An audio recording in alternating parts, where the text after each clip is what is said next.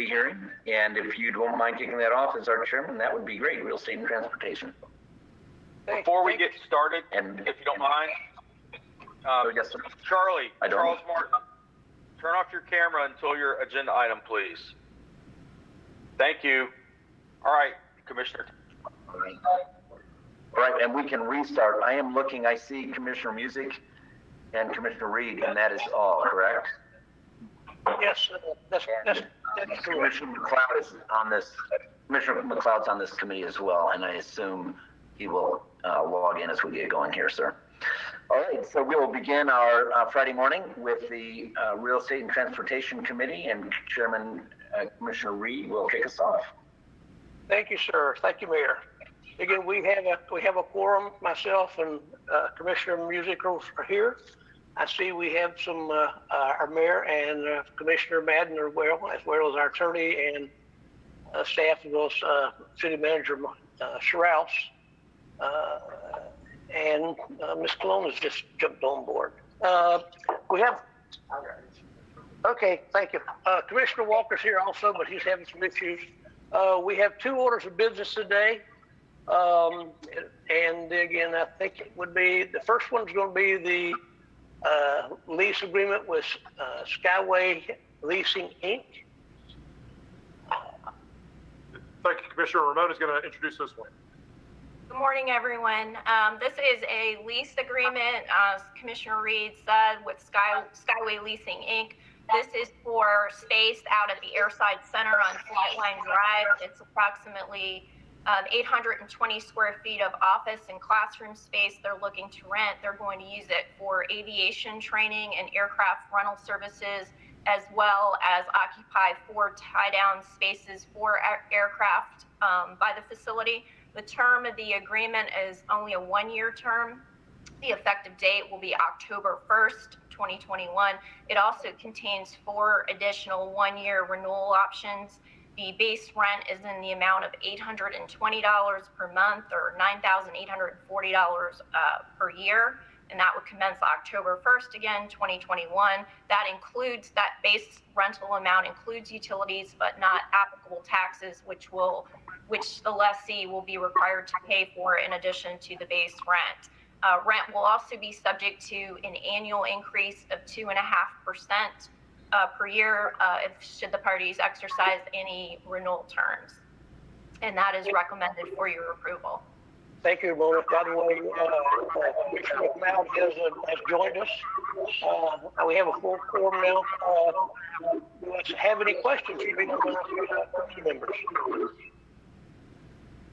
It appears as though we do not have to simple, straightforward on it. Do I hear somebody who would like to make a motion to accept this? I see that from Commissioner McLeod, and a second by Commissioner Music. All those, if you would raise your right hand, would signify a positive vote, and it passes unanimously. Our second order of business is the sale and purchase agreement at English Creek LLC for property located at south of West Pipkin Road and west of Mandela Road for the Southwest Lakeland Park.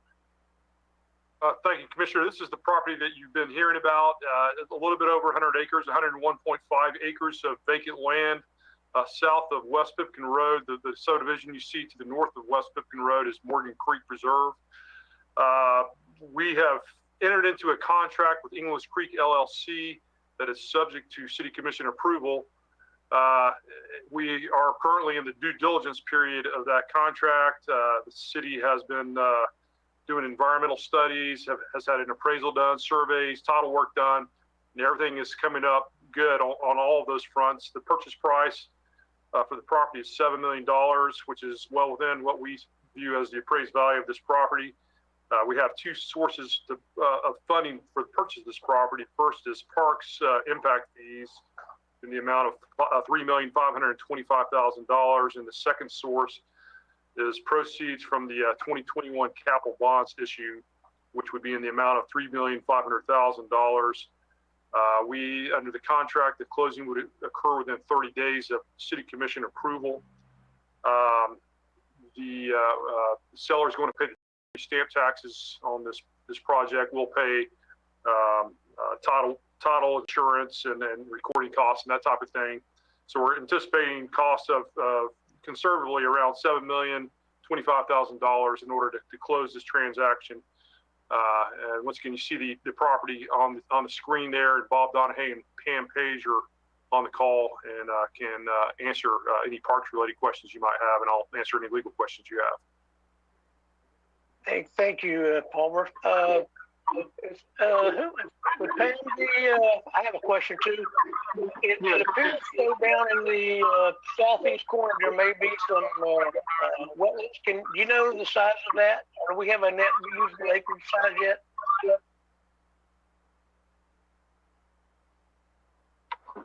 Go ahead. I'm sorry. Whatever. Sorry, Commissioner. What was that again? So down in the southeast quadrant, southeast corner of the property, it appears to be some lowland, and if I know we've got some lake, which will be a nice, interesting feature we have if we utilize it properly. But in the southeast corner, it looks like there may be some wetlands. Do you know what net usable land will be yet? For that area, whenever we visit that, like say, any area that we identify as wetlands, we can use future boardwalk. We can do a number of things with it. But that's kind of what we're looking at. We look at it as probably about 80 usable acres for athletic fields, etc. But yes, there is a piece. Do we have a perspective as to what we're going to put on this particular property? Right now, actually, that's the most exciting part about it is it gives the commission and the Parks and Recreation unlimited ideas on what we can put here. We see it as walking. We see it as walking. We see it as walking trails, picnic, athletic fields, possibly recreation center, possibly recreation / Southside Library.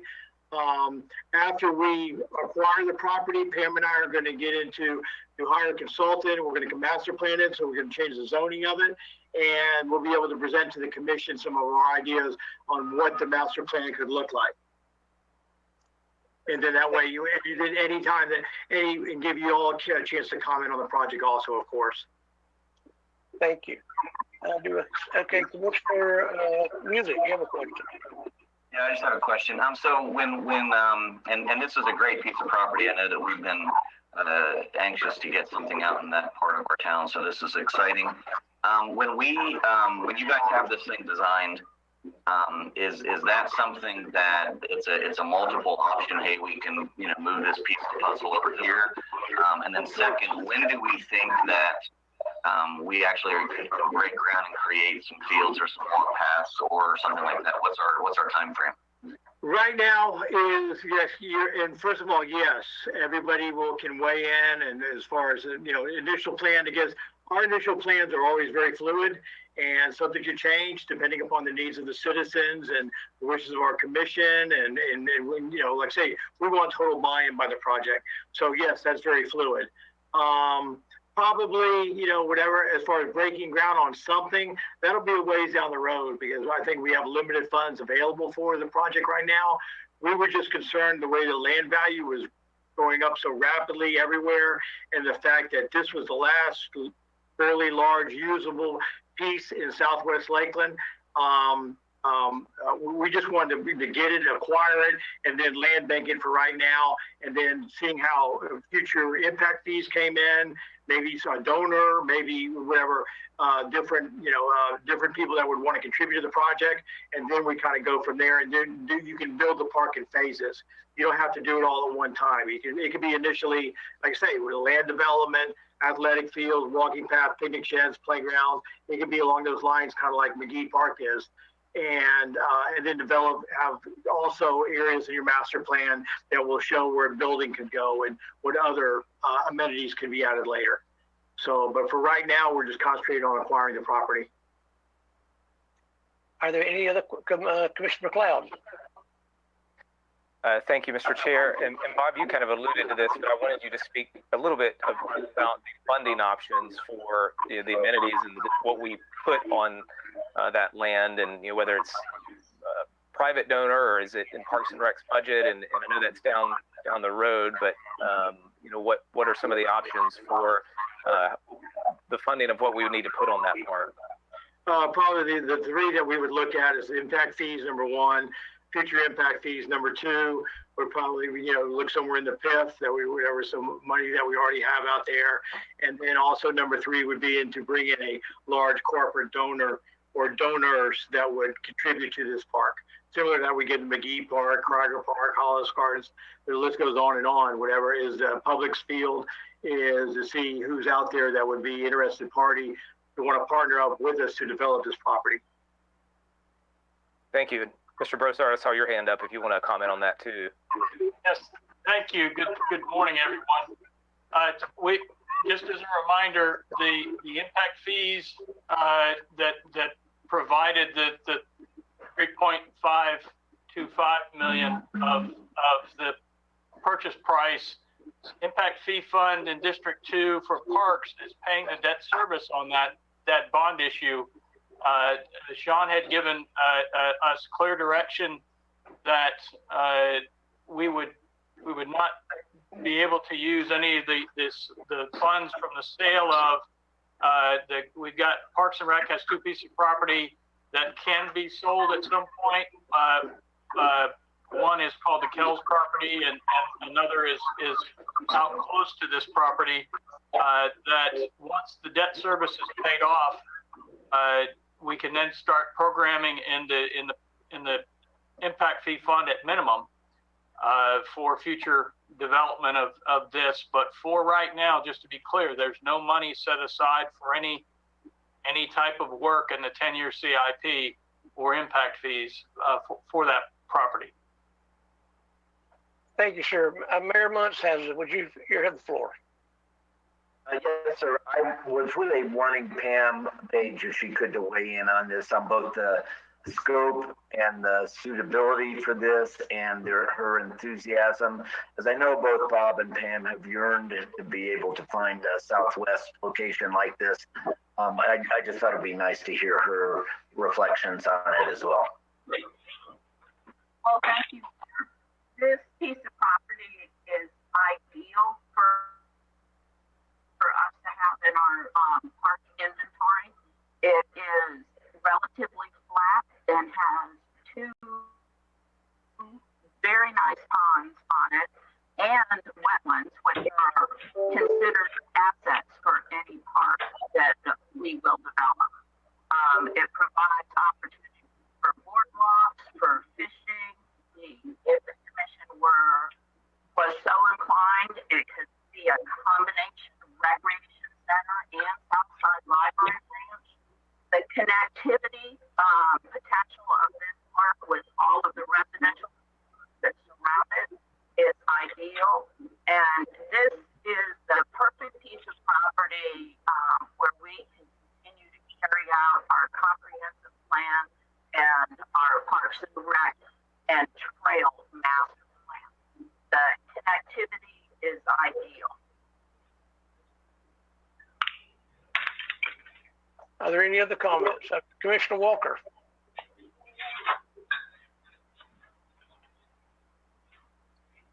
Mr. Chair, I don't think you may have heard it, but I want to make sure I'm listening correctly here because I'm having some technical difficulties here with my system. But I know when we discussed this particular property back on my notes show back in July on 101s, Ms. Pam Page, usually the one that always have had some good knowledge, and she shared already about what the property scope may look like.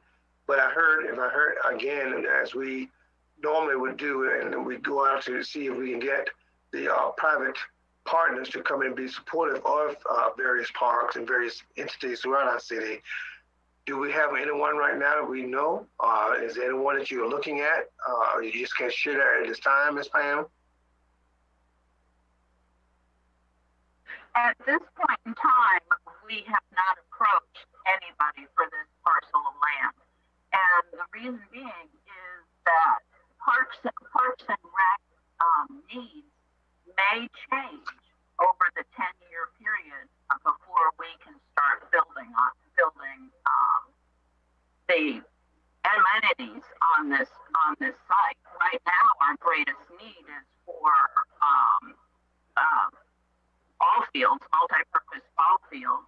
and things like pickleball courts. But in 10 years, recreational trends change. So our master plan that we will put together for this site is, like Bob had said earlier, will be fluid. We will be able to move things around as the needs change in our community. Thank you, ma'am. Are there any more questions? It appears, I'm sorry, Commissioner Madden, please. I know this is the real estate meeting. Am I allowed to ask a question now, or should I reserve it for the agenda study? Go ahead. Technically, we should wait, but there again, if I'm not, there's no protocol about not asking questions, to my understanding. Barbara, that's absolutely fine. Okay.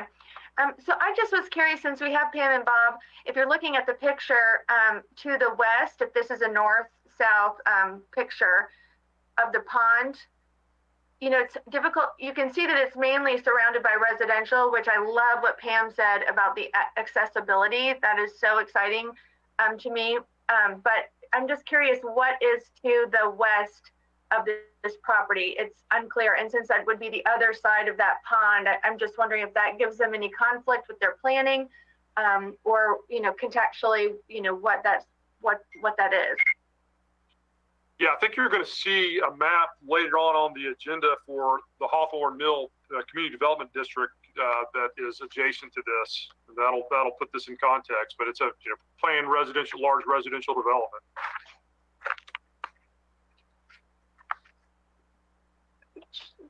Thank you. Again, Don, I presume you're still on the line, and again, I would hope, even though we are going to be near these residential areas, that we still can move forward with our lighted facilities at night, because I know they do become an issue, but there again, it's imperative that we utilize these properties to the maximum, and so I hope these fields will be lighted.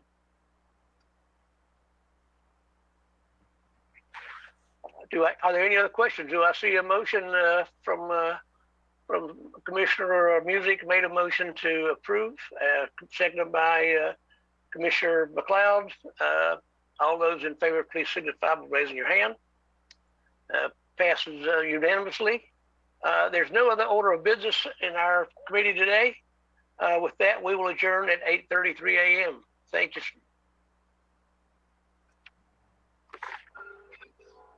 Thank you.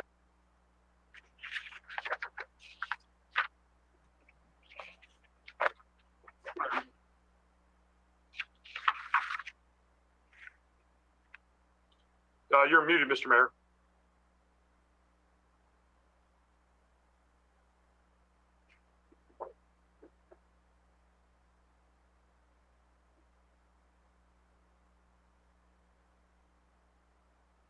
Just your green light just came on.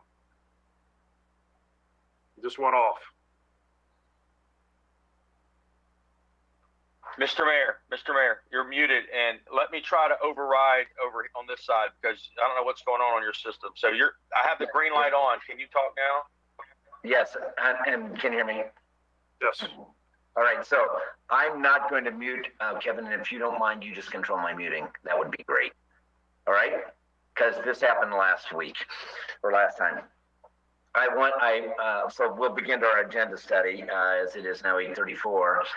As we do so, I want to compliment the Commission's enthusiasm as we were listening to the reports from the Real Estate and Transportation Committee on the purchase of a park that we're already worrying about the night lighting on. I love that.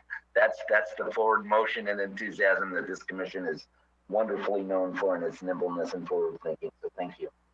All right, so on our agenda study, we will begin with a presentation that we get annually from LDDA on What's Up Downtown from Julie Townsend. Then we work into Constitution Week proclamation, a Lakeland Tropics Youth Football proclamation, and then a White Cane Safety Day proclamation. We'll cover the committee reports and related items, and that'll bring us to the consent agenda. And as you look and see on the consent agenda, we have the minutes as well as under city attorney items C1 and 3 other items. So we'll start with that one and see if we want to leave it on there. So if you could take that one, Mr. Davis. Sure. C1 is just simply a waiver of the requirement to hold a public hearing at nighttime under Florida statutes. We have some text amendments to the Land Development Code coming up in October, and Florida statutes require that one of those be held after 5 p.m. unless the City Commission waives that by, I believe it's a 2/3 majority.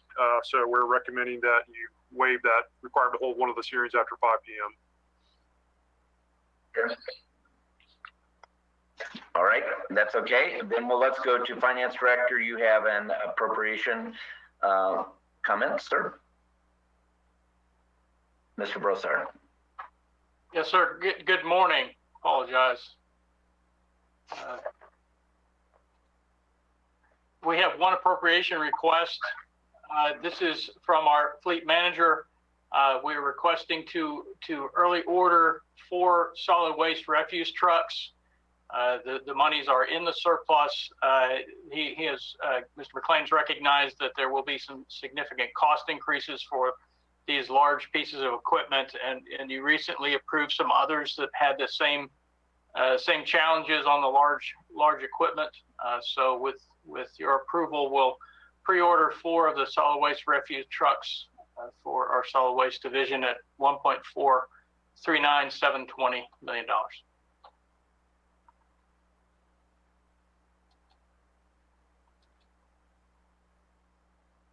Okay, so I have a question, I think, from Commissioner Music. Or no, you're Yes, thank you. Yes. Yeah, thank you. This is pre-ordered for when? I mean, how far out are we ordering this? Do we know? Yes, sir. We typically, these are budgeted for October 1st purchase. What Mr. McLean's recognized is that these vehicles are going to go up in price October 1st. So if he's able to order them now, even a few weeks, we'll save a good deal of money by pre-ordering them by a few weeks. But they are budgeted for 10/1. Okay, excellent. Thank you. Well, I appreciate him being forward-thinking and saving us some money. Yes, he's very good at that. Yes, he is. He is grand. Anything else you'd like to touch base with us on? Oh, Commissioner Reed has a question. Excuse me. Mike, you may have mentioned this. Is it 4 trucks? How many trucks is it? Yes, sir. 4 solid waste trucks. Thank you. All right. Any other questions on this at all? All right, we'll leave that on the consent as well then, and that then brings us to utility 8C2.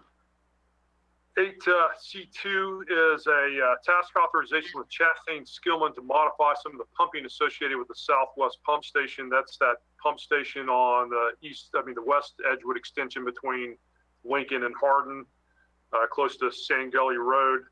I'm going to let Robbie Kniss is on the line. I'll let him go into the technical details of what we're going to do there, but it's a task authorization with Chastain Skillman for a not to exceed amount of $79,700 that is already within Water Utilities FY21 budget. And I'll let Robbie go ahead and describe what this is about. Yeah, thank you. Sure, Mr. Mayor. So, are we talking about the right one, AC2? We're on 6. You're on the wrong one, City Attorney Davis. We were on 8C2, which is AC2. The other one will come up. If you want to finish this, since you've introduced it, we could do this item while we're on it. And then we'll just come back. Yeah, this is the one right after the 5-1 waiver hearing that's also on consent. So go ahead, Robbie. Okay, so this intersection is pretty amazing if you drive by there to know all the pipes that are underground. And so I've included a map that you can see everything on the wastewater system that's happening there. We have a lot of gravity lines running into the station, and it's a little hard to see. I tried to put some arrows on there to depict what's happening, but this station currently pumps to the north and out a 24-inch line that works its way over to Glendale. It ultimately goes into a gravity system, and that gravity system can easily become overwhelmed and could potentially lift manholes, and we could have an excursion. So we control this pump station to not allow that to happen. So what this project is going to do, and this is being done more or less in conjunction with the English Oaks line that's way to the south, is essentially we're going to turn this station around and we're going to pump down to the south. Today, we have the 20-inch line and flow comes into this station because English Oaks is not online. So once English Oaks is online, we'll be able to pump to the south, and then this pump station can essentially run up to 100% capacity and, you know, be able to handle a little bit more flow going into it. The yellow line that's on that graph, it is kind of amazing. The yellow line is the changes we're going to make, which will be adding a couple of valves and just a little bit of piping. But it's a very congested area, so it'll actually be very difficult. I don't know if it was 10 or 15 years ago we redid this pump station, and so we'll have to go through a piece of the old pump station that was essentially filled in with soil. There's some concrete there, so there'll be some heavy construction to break old concrete out of the way and install this yellow piping.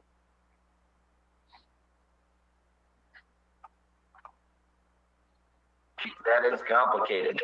So we are leaving on consent C2 because we will have discussed it, you're saying, in on item 2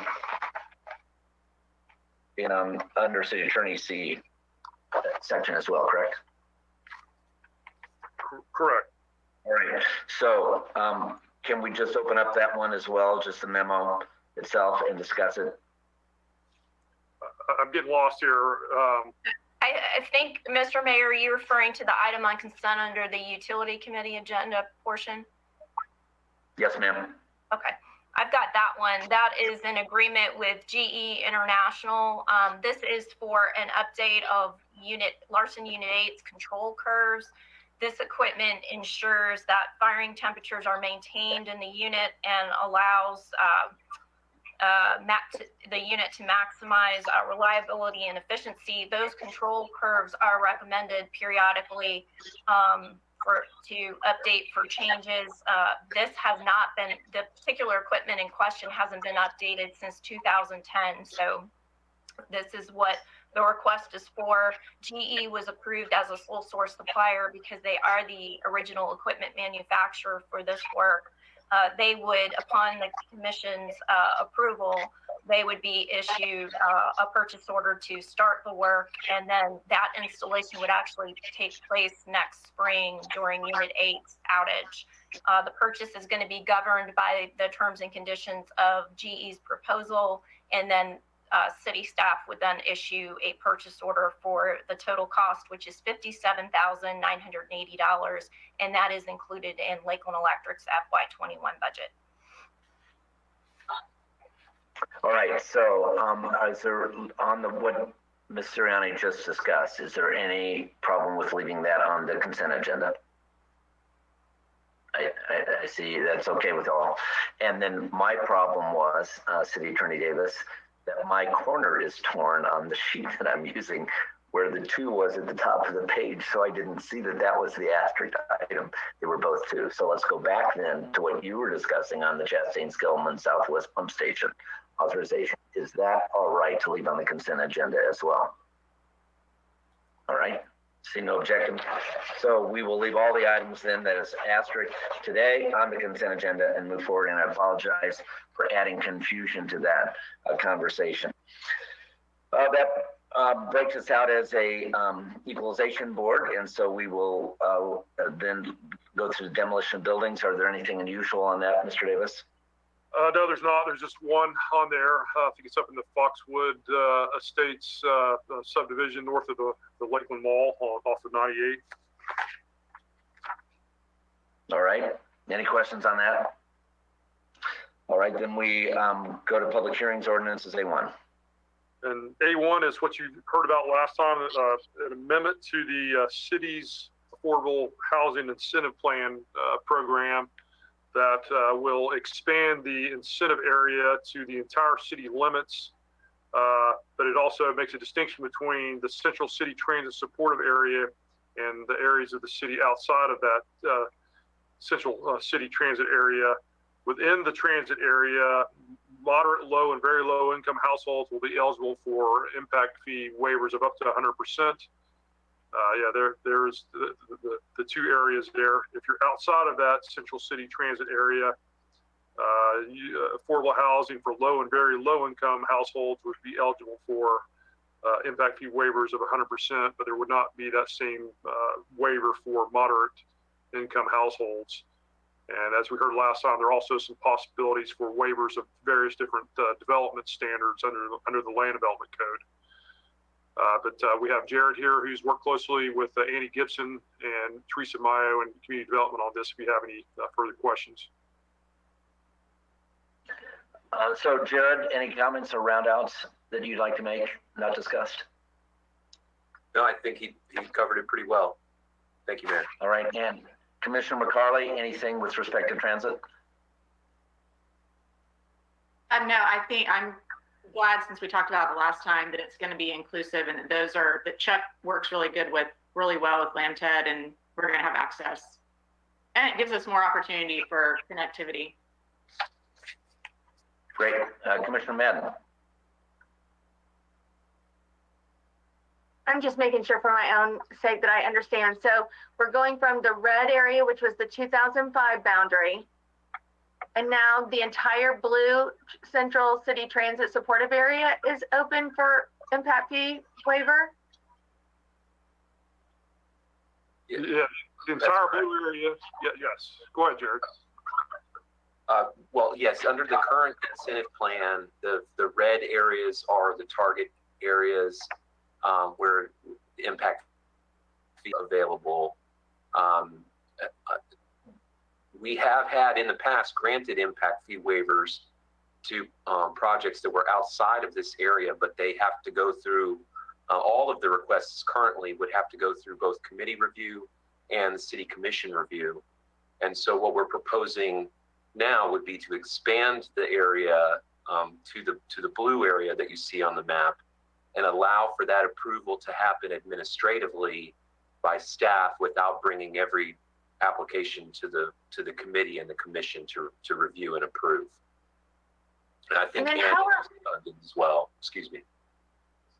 Yes, and so how would we let builders of affordable housing know about this? Just, I know that we're really trying to provide certainty to builders, just like with master planning and giving, folks more and more ideas of where they can build and what incentives are available.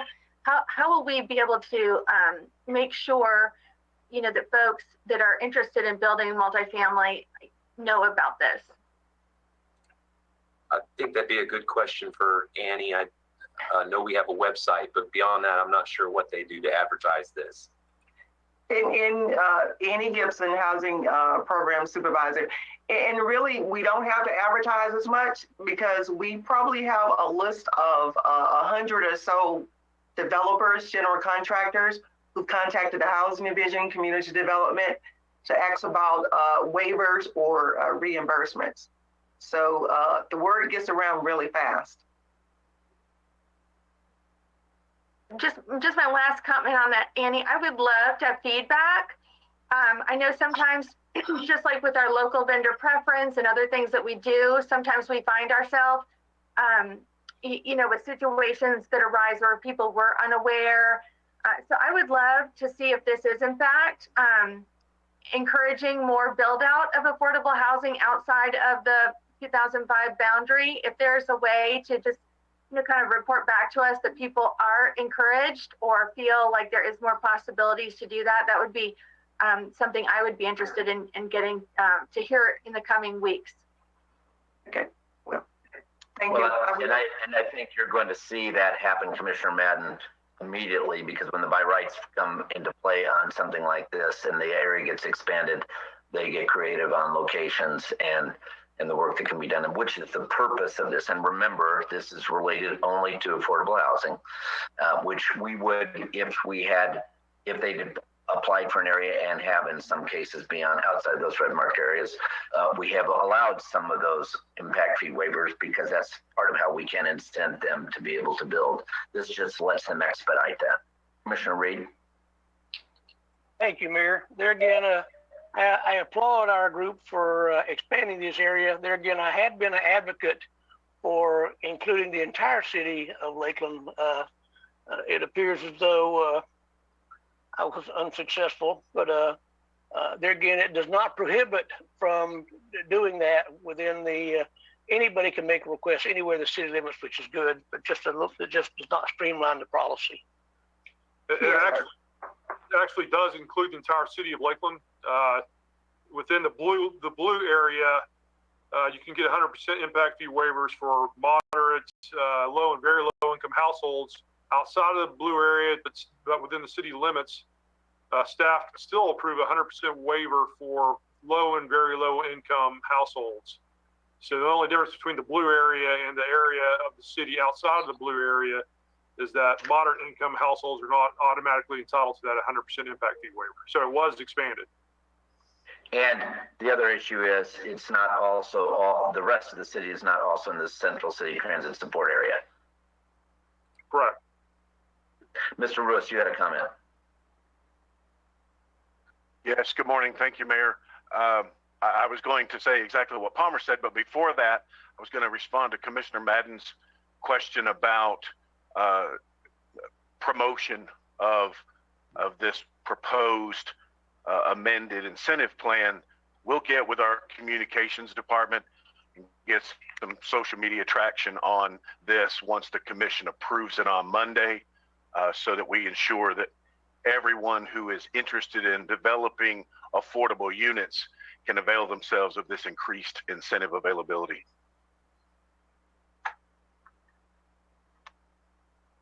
Commissioner Madden, did you have another question?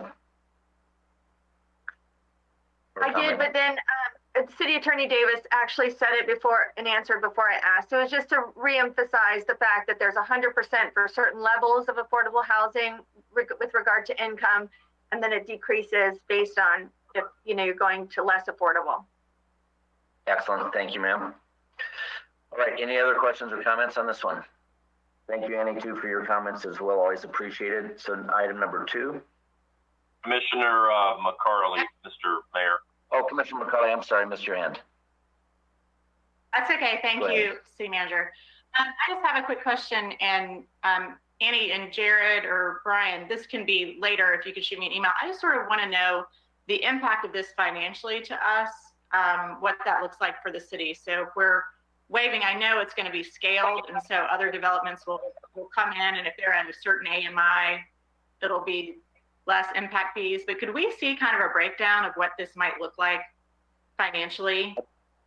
I believe there's a slide in the presentation that shows there. I don't know that I have that in my packet. That's awesome. Thank you. Just to also add to that, that when we were looking at expanding this, that was the first concern that we wanted to analyze, was to what extent this would increase the financial impact to the city. And because we were expanding the borders, but when we looked back, that even the projects that were outside of the old borders were still getting approved, but they had to go through this additional process. So that's why based on those assumptions, we're thinking that this shouldn't have a financial impact based on the past, what we've seen. Very good. Thank you. Thank you. Sorry,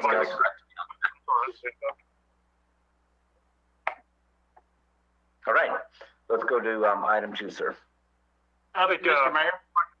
Mayor, if I could, I think I might be able to help Commissioner McCarley with that question about what's the long-term impact of waiving these fees.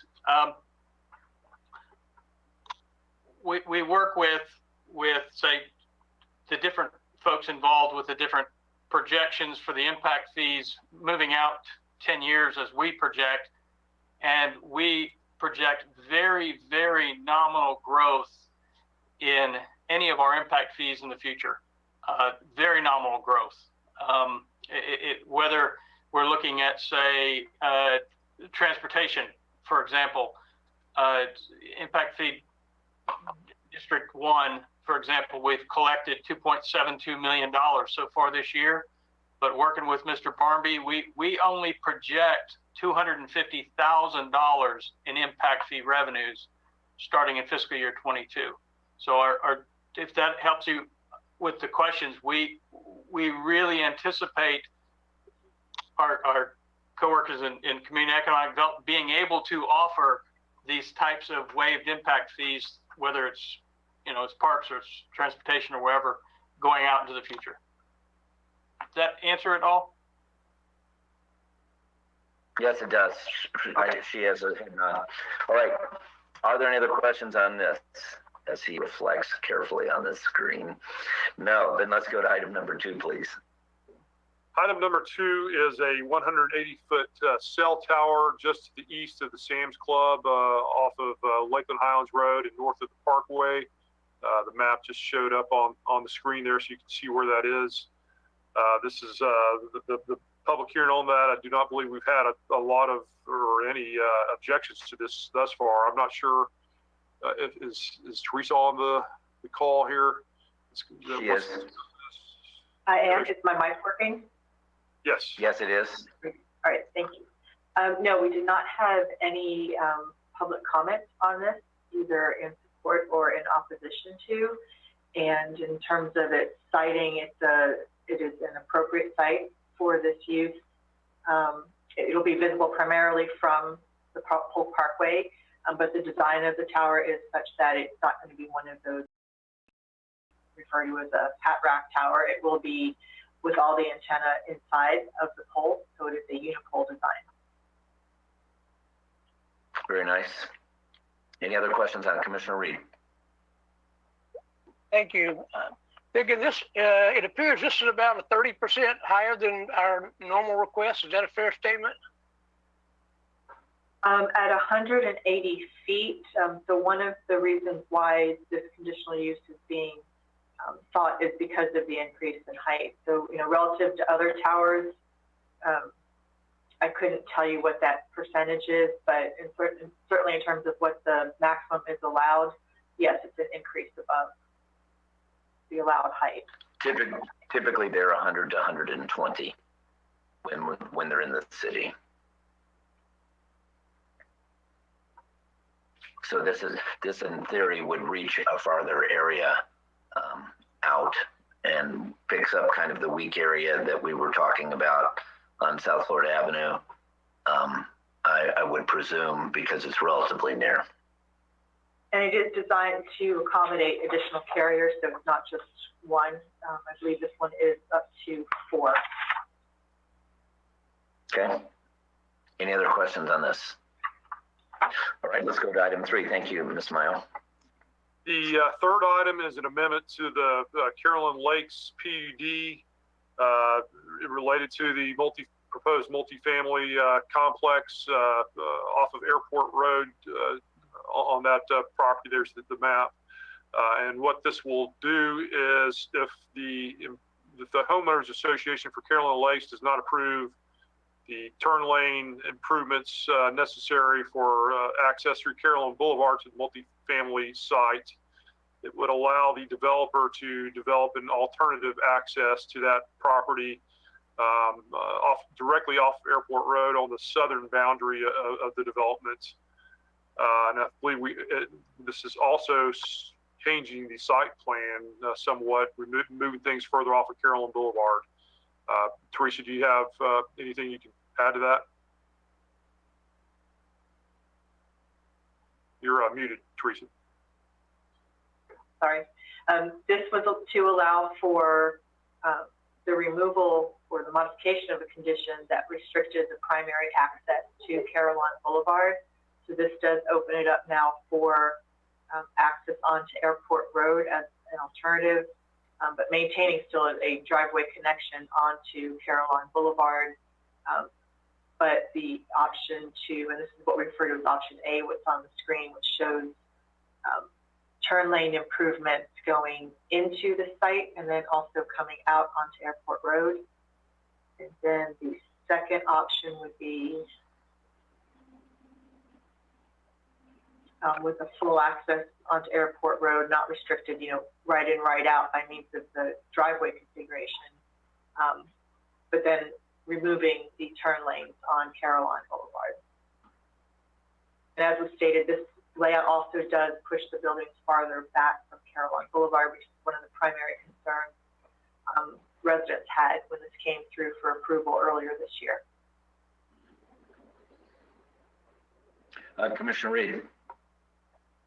Thank you, Barry. Again, I think this is a much better plan. I'm glad that, well, I hope that DOT will step in line.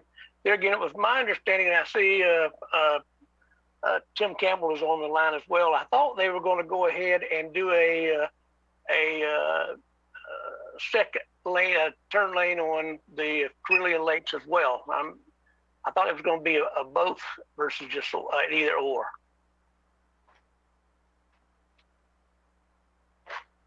Mr. Campbell, would you like to comment on that, sir? If you can unmute yourself. Good morning, everyone. Yes, the proposal is for an inbound turn lane, left-hand turn lane on Carolina Boulevard into the site, and then an outbound right-hand turn lane onto Airport Road. Presently, so the matter is going well with DOT. MatCon has not wanted to commit 100% to do both because we don't know yet exactly what the full Airport Road access would constitute and cost. But I will tell you very gladly that as long as I can sift through the 978 other things that are pending on the front burner, I think maybe by Monday we'll actually have a signed agreement with the representatives of the neighborhood, the association, that kind of puts us in a good spot. And I'll tell you, the last change was exactly what you're talking about. And the provision that MatCon was willing to add, that is, they will diligently pursue both of the access points. And in the event that the Airport Road access is cost prohibitive, that they actually will go to the association and have that discussion, because the association, if that were the case, may be willing to participate. So I think this is all ended in a very good place between MatCon and the association, and I'm very glad about that.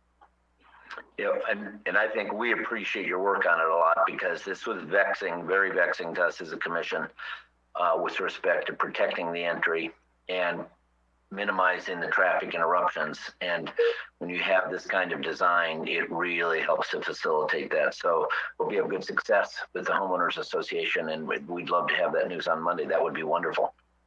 I hope to be able to get that to. We presented that. That was their one request.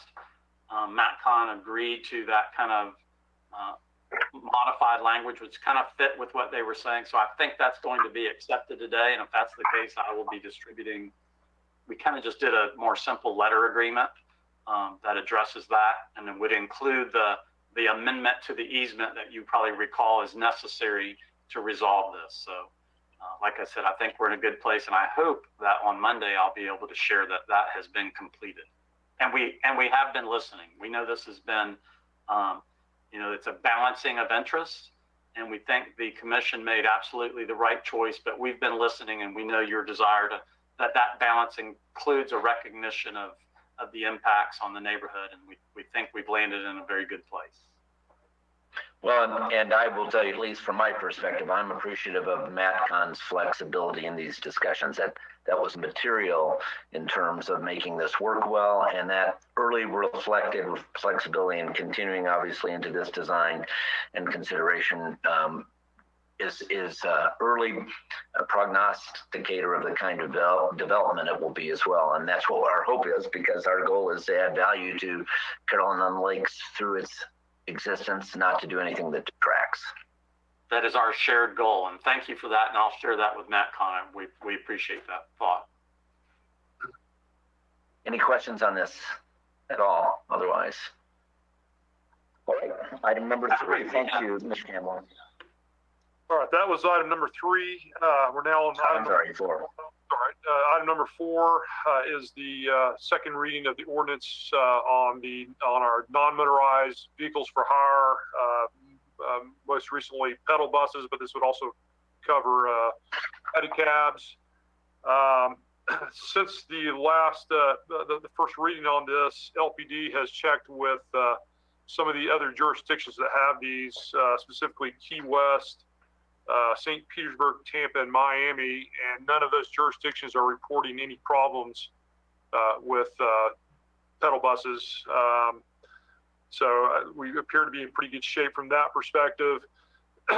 Chuck Barmby has been in contact with the FDOT regarding the crossings at Florida Avenue. You've got the proposed map of the area that these vehicles would be allowed to operate within. They would be allowed to operate with only on local streets. So that's important. Only on the local streets within that red dotted area.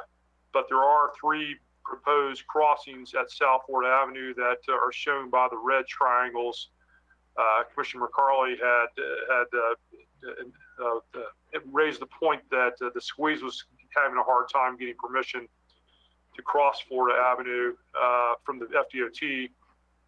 So Chuck Barmby's initiated contact with them. I'm not sure. I don't think he has gotten a definitive answer from them yet. But it's important to point out that this map and where these vehicles will be allowed to operate by the ordinance is to be set up by LPD. So the City Commission doesn't need to take final action on what the map will look like. That will be something that LPD will establish in conjunction with the city's traffic department. But Chuck, do you have anything more on FDOT?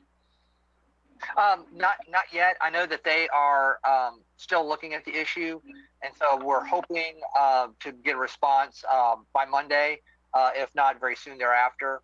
But given the experience Citrus Connection had with the squeeze, you know, we definitely want to make sure the DOT is engaged early, and if they do have any concerns, we can get them addressed. But each of these 3 locations are at signalized intersections, which is very important.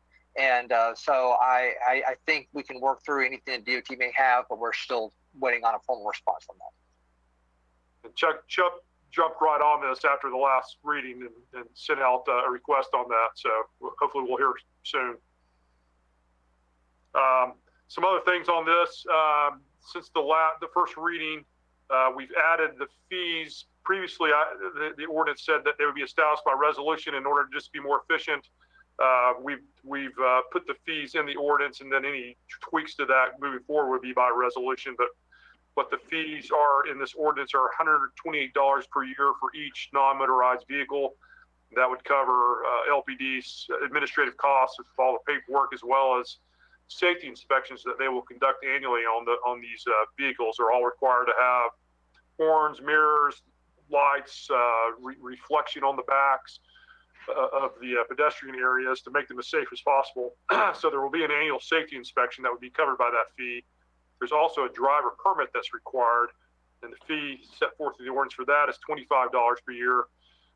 Applicants will have to submit a criminal background check on the drivers, as well as a driving history report, and LPD will be reviewing that as well. So that will cover those expenses.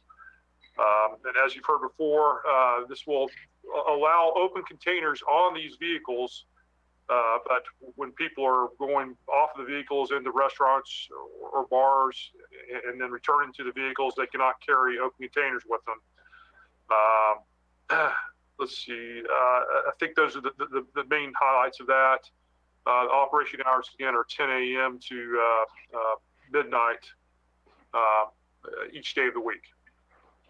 So 2 questions I have. One is, who does the inspections on the vehicles? LPD will do the inspections. All right, so that's wonderful. And secondly, I would assume, and Chuck's gone, I know, but any crossing for both the squeeze and these non-motorized vehicles would be at a lit intersection, I would believe, across Florida Avenue, would it not? Yes. Yes, sir. Go ahead, Chuck. Okay. It's kind of, this map's kind of small. I don't know if you can specify which intersections are, Chuck. We're looking at Patterson, Frank Lloyd Wright Way, and Orange. Okay, so, and Patterson's a light also. That's correct. Okay, I just couldn't remember. Okay.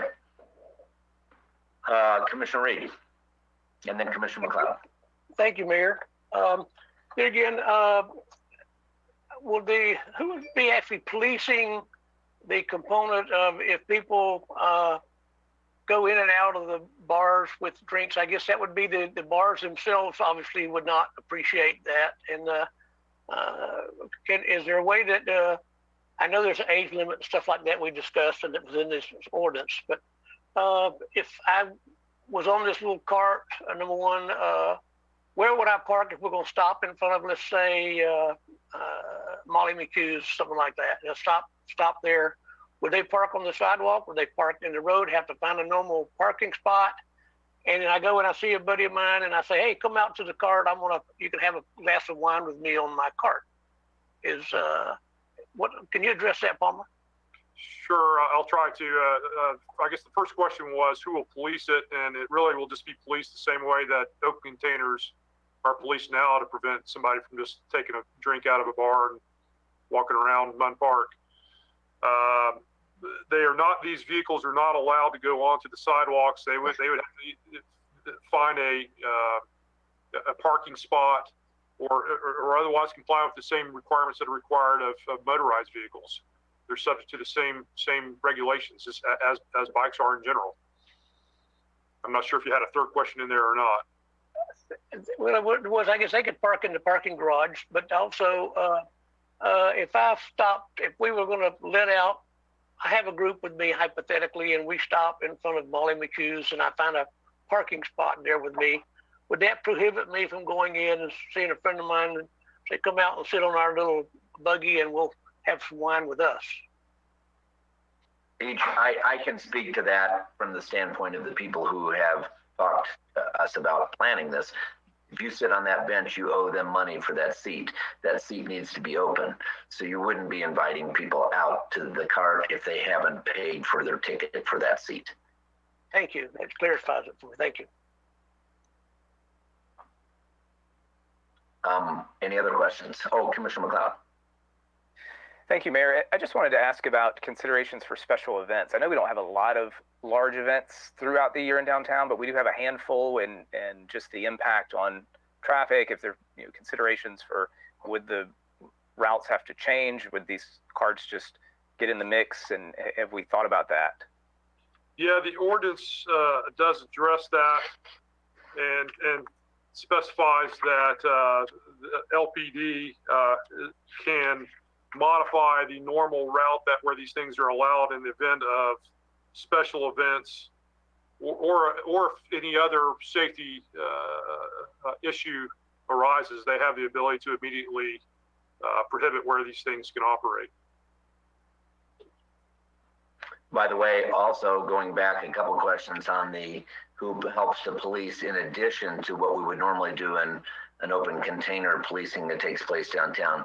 The person responsible for the bike is also, they'll sign a waiver that says if they transport a drink, that they forfeit their seat. So there's that responsibility for the person who's operating the vehicle itself.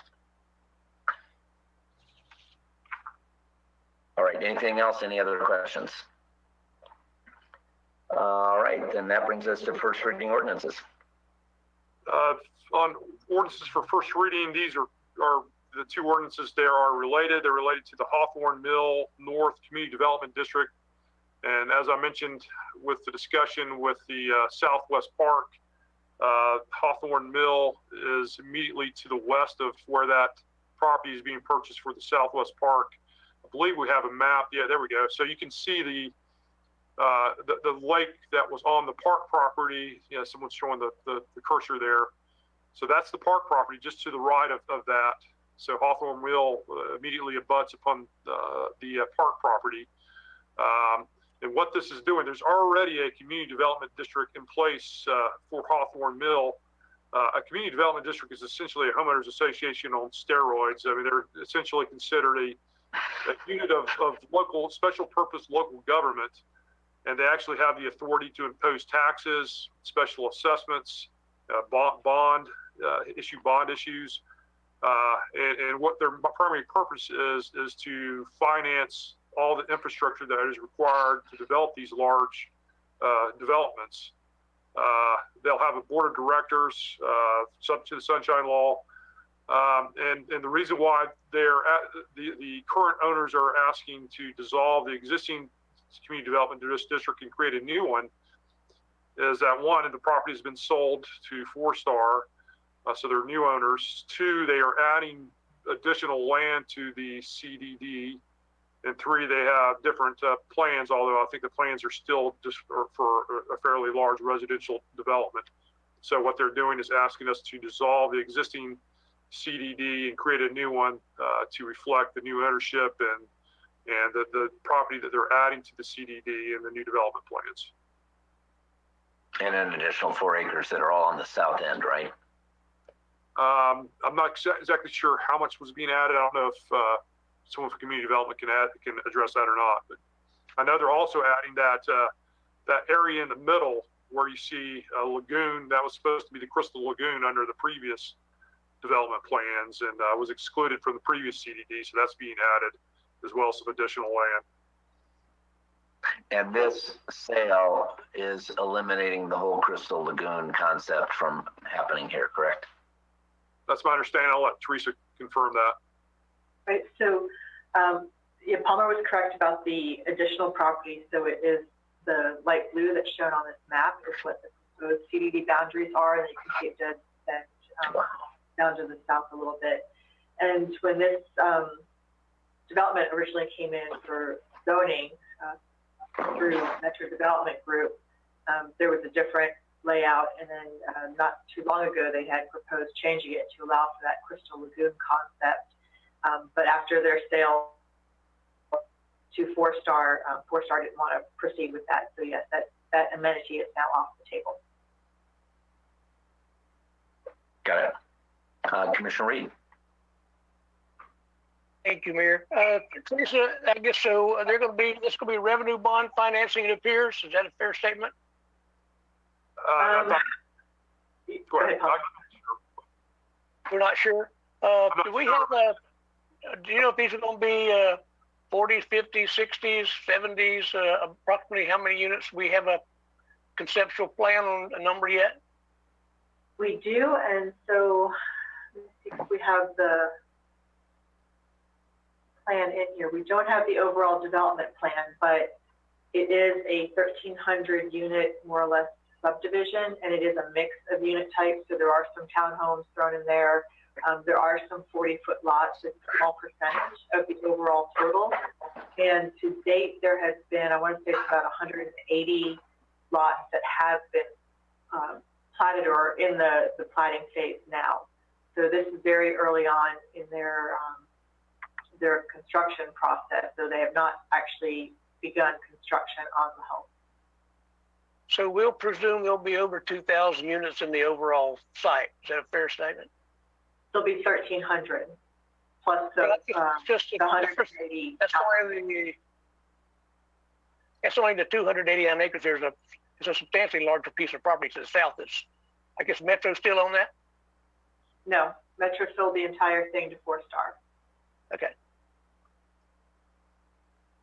And to jump in on some of the connectivity questions that came up related to the park, you know, there's an internal road system that connects back to Riverstone, that it connects down to Ewell and connects up to Pipkin, that includes trails, sidewalks, and a kind of a future portion of phase 1 also includes a road connection to the park property. And so, you know, we want to continue the dialogue with 4-Star on how to best integrate with the park.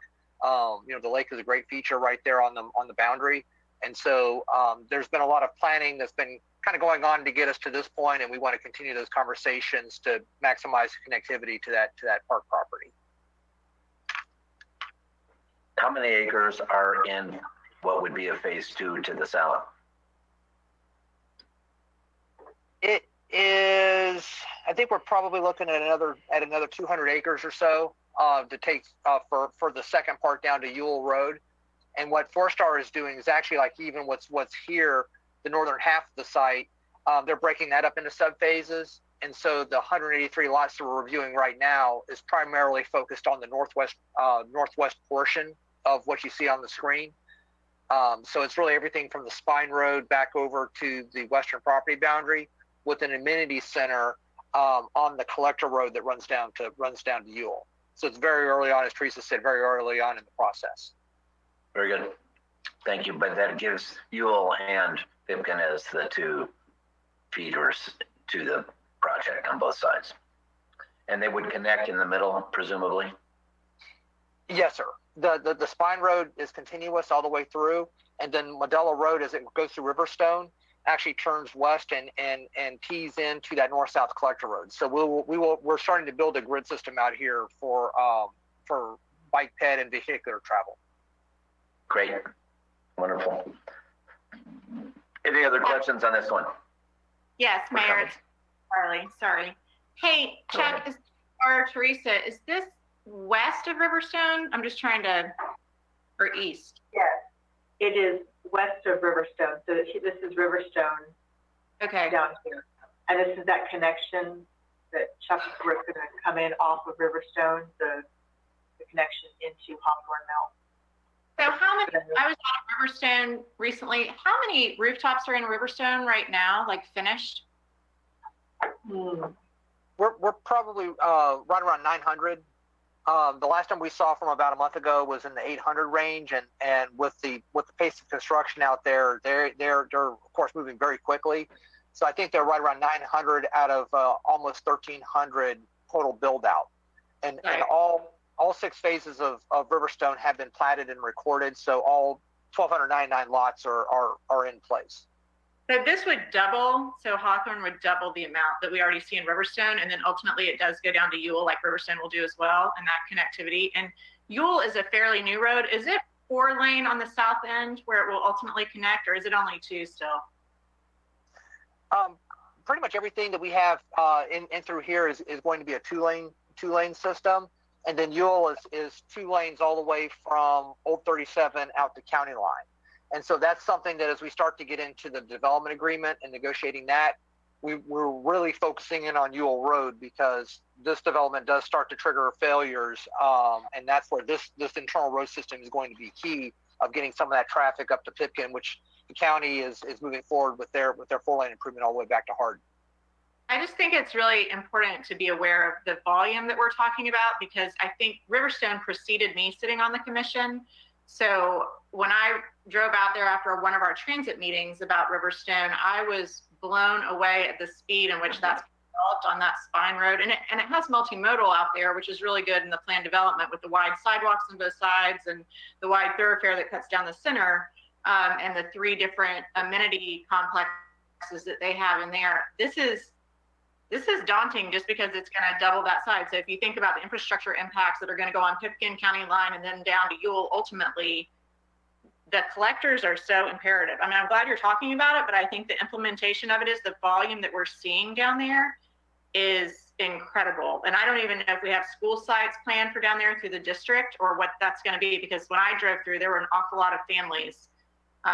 So I just think from a transportation standpoint and just from a body standpoint, it's really significant to think about doubling the size. And I know it's needed, but I just wanted to throw that out there. I was floored. A good caution, Commissioner McCarley and Commissioner Walker.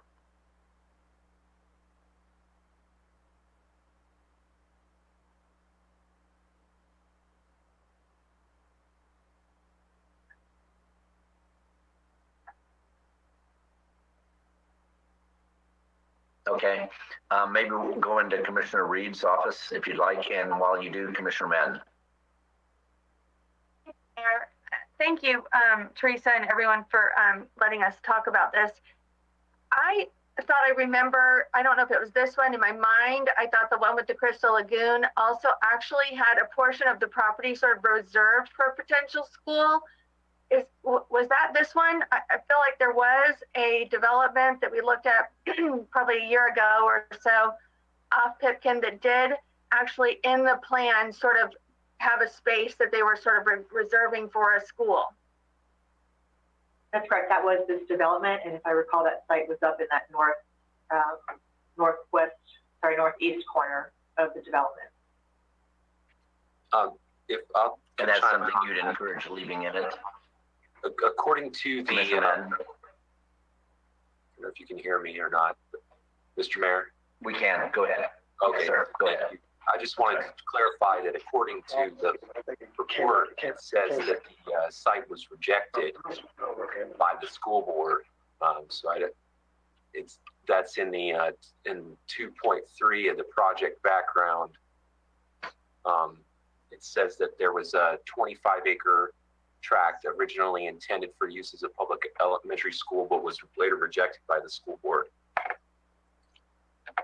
And there was that was part of the site. There was a site down off of Ewell that was part of the original plan that Metro had, and that was a site that the school district ended up basically releasing back to the developer. I think there's a school down on Bailey Road that they went with instead. So there's been a recognition that there's a need for more school seats in the area, and it's just basically been how has the school district wanted to move forward, and so I think they're looking at Bailey Road instead of anything up here. Right, and other than the school district site, the most recent PUD had the allowability for a charter school that had been proposed by Metro, and that's what was up in the northeast corner.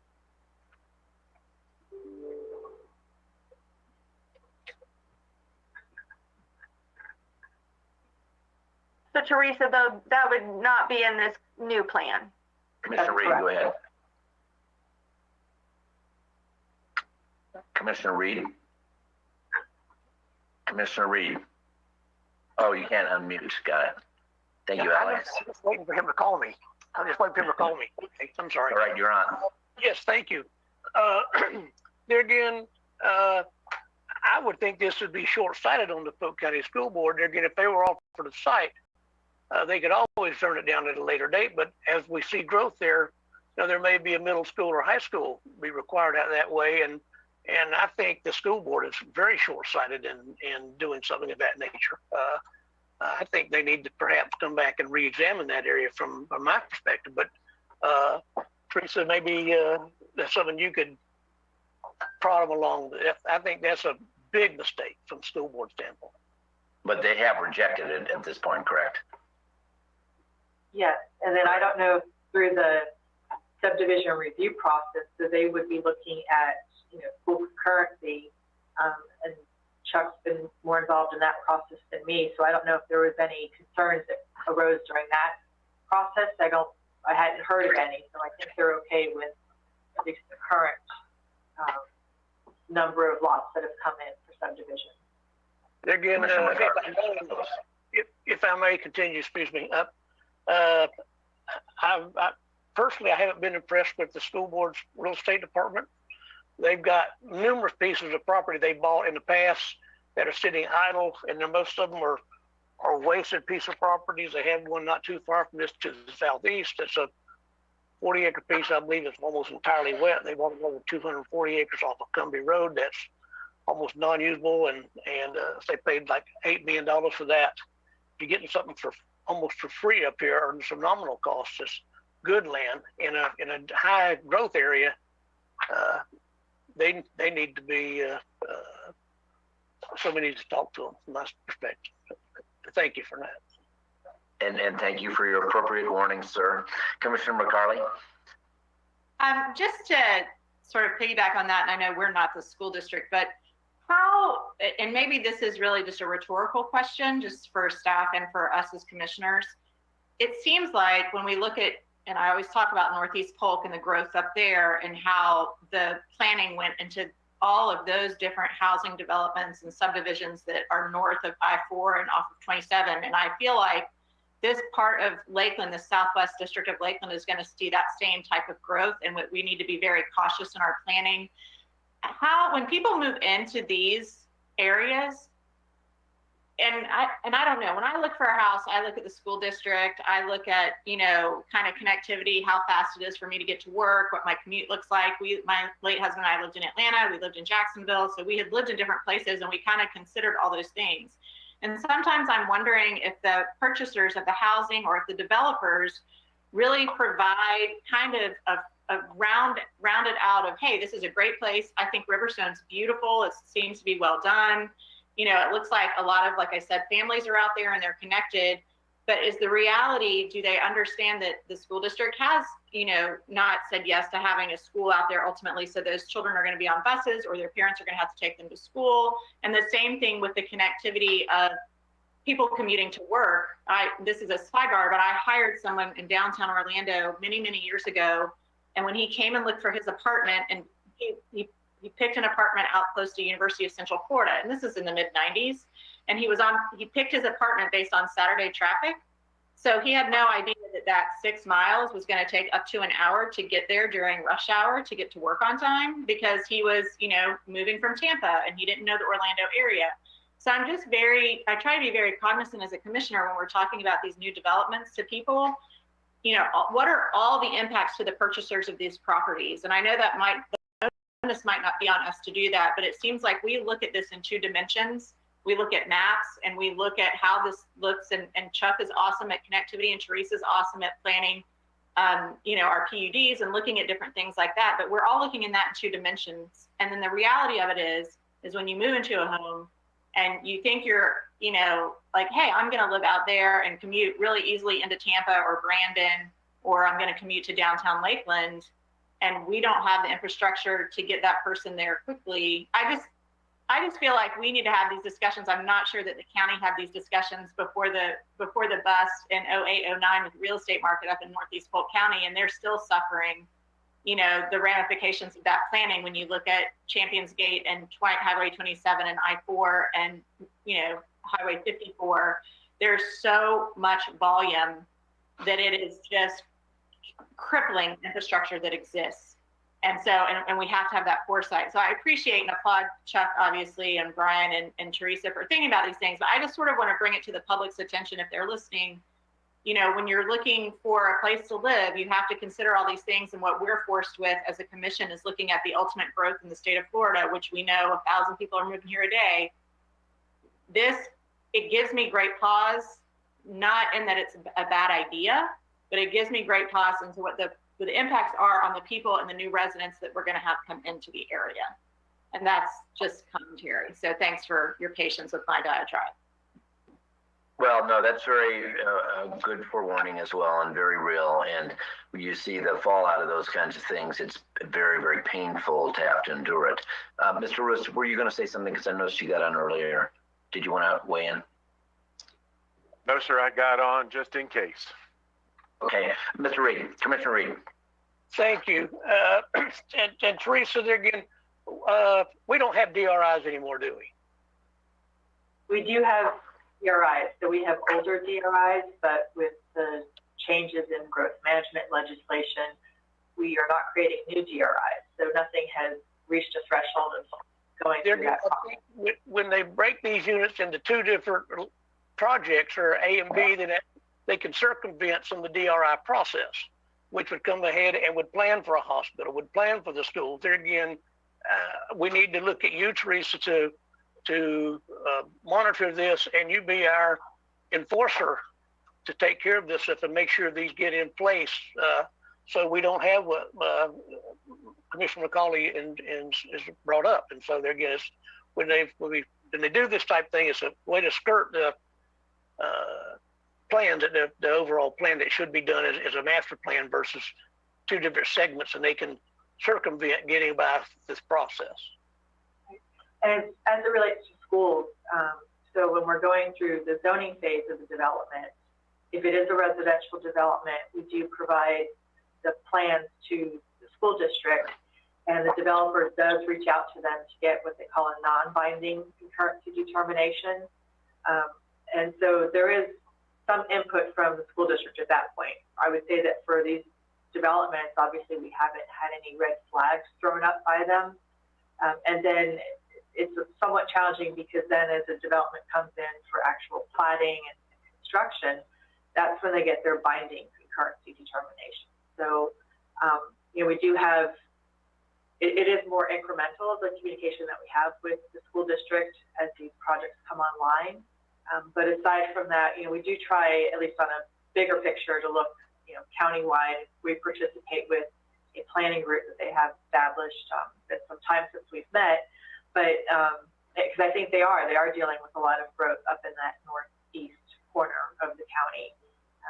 And certainly I don't think they're ignoring this, but it's not something that they think has gotten to the point yet where they've told us that we need to be pulling back on these approvals.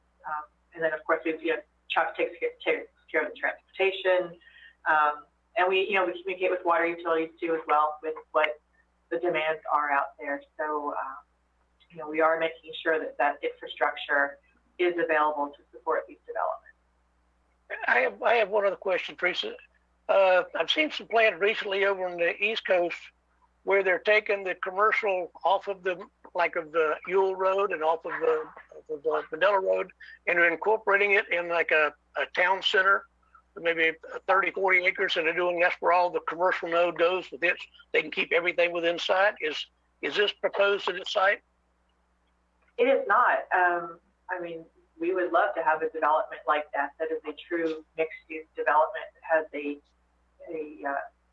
town center incorporated into it with some neighborhood scale retail, but that hasn't been a model yet that developers here in Lakeland have been pursuing. Thank you, Commissioner Reed. Appreciate that, Commissioner Walker. Well, thank you, Mr. Mayor. You're unmuted. My question may have already been answered. I had a little technical difficulty again, but I need to make sure, and I promise it's nothing to do with school board.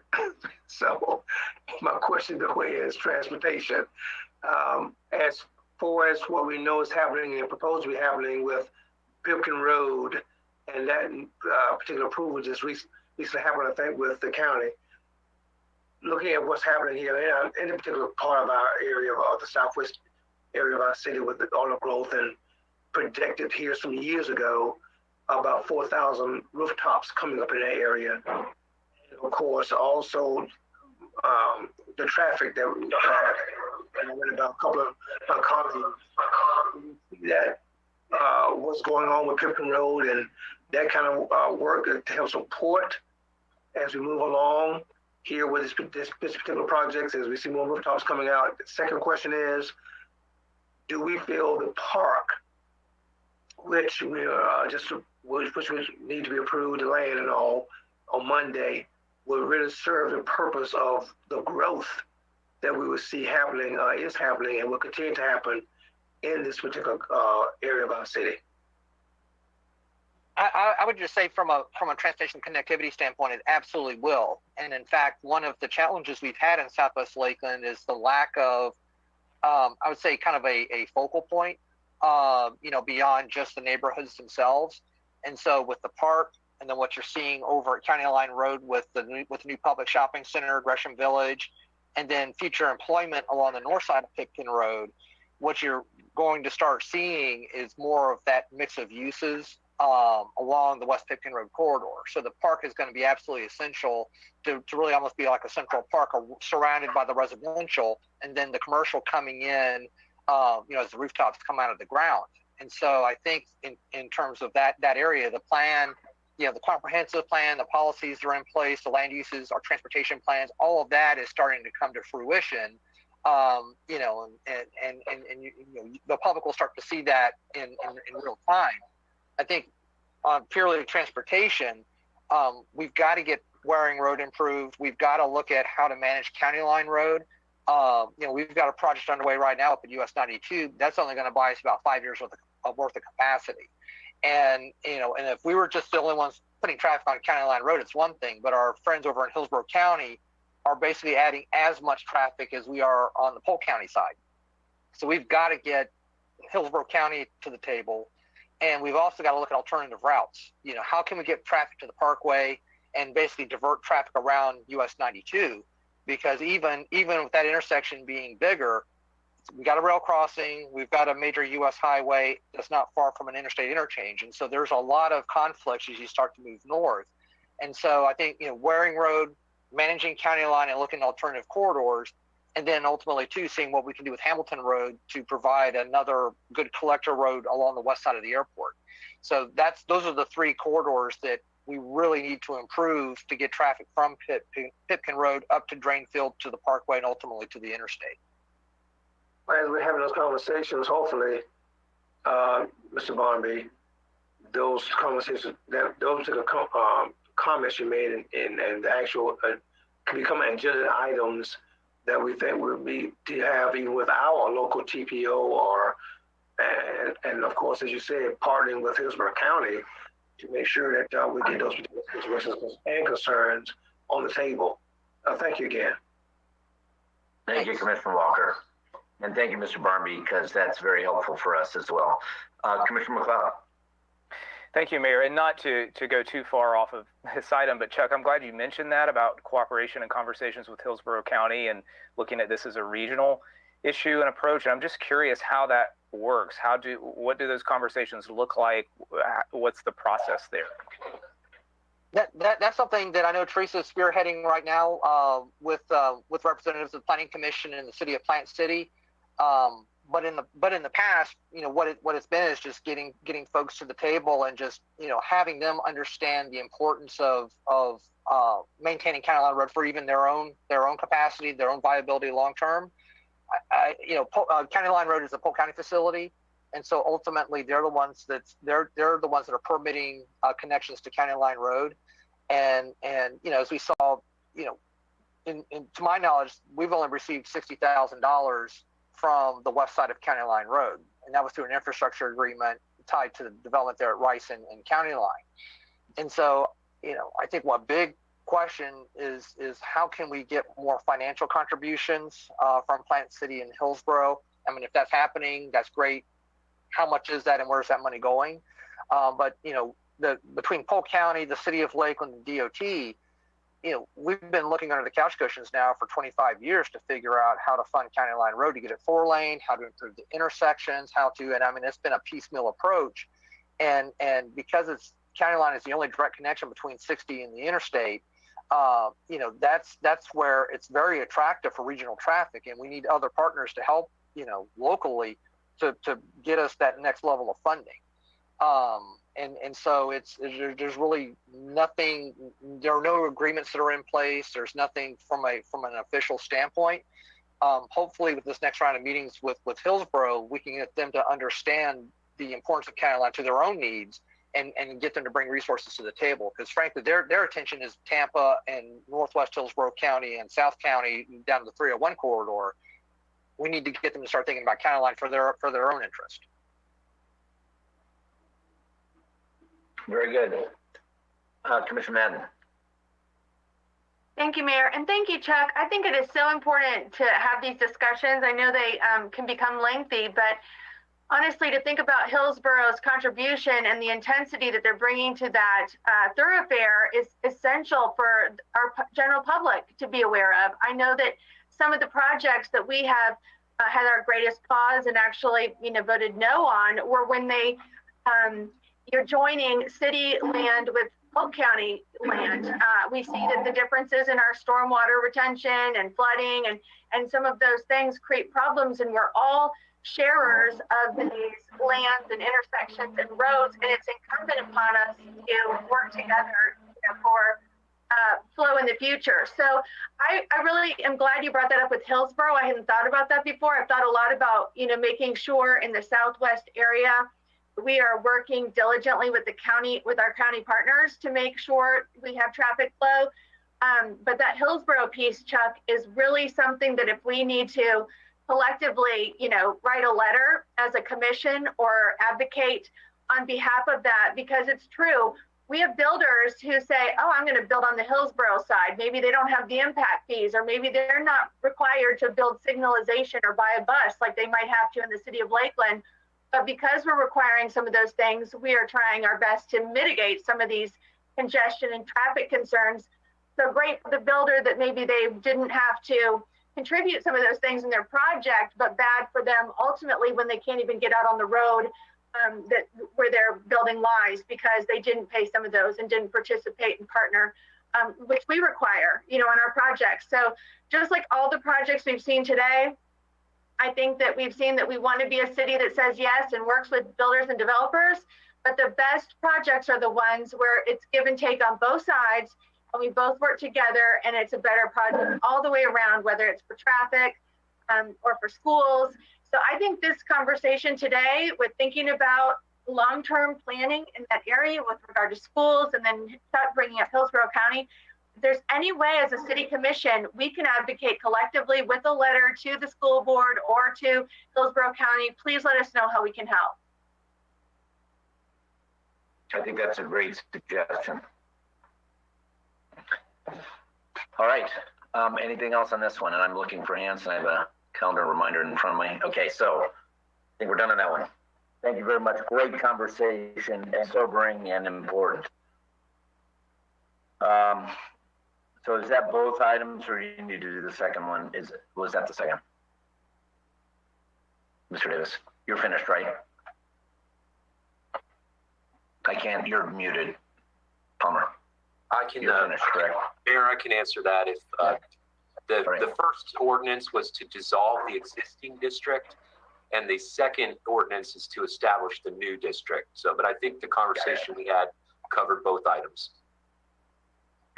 All right, we have no CRA report, and that brings us to city manager comments. Mr. Strauss. Thank you, Mr. Mayor. I have 3 items for presentation this morning, and then I do have one verbal after the items that are on the agenda. All right. Thank you, sir. The first item is something that the Commission has gotten very used to of late. We have a recommendation regarding the ratification of a collective bargaining agreement with the International Brotherhood of Electric Workers, Local 108. We refer to them as the IBEW. Representatives from the city in the bargaining committee, which represents employees that are in the purchasing and stores division warehouse bargaining unit. They have been meeting and negotiating regarding their contract that is set to expire September 30th, 2021. The terms of the agreement that has been negotiated is for a 3-year term. It has been ratified by the respective employees.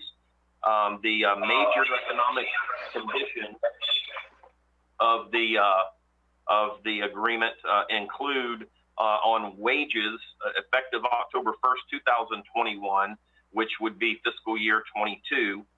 There would be a 1.5 across the board increase for those employees in that bargaining unit. There would also be a 2.5 merit increase for eligible employees of that bargaining unit. In addition to that, the employees in the bargaining unit who are under a pay step 5 or lower, under obviously, will receive a one-time additional 2.5% merit increase in 6 months following their next performance reviews if they're meeting all expectations. Now, just some information on that. That particular bargaining unit only consists of presently 7 employees. And so that last provision that I discussed would, at this time, would only apply to 4 of those employees who are below that step 5. And that's to start to move toward the other employees in that unit, which are at step 17. Then effective October 1st, 22, which would be fiscal year 23, there would be a 1.5% across the board for those employees and a 2.5% merit for those that would be eligible.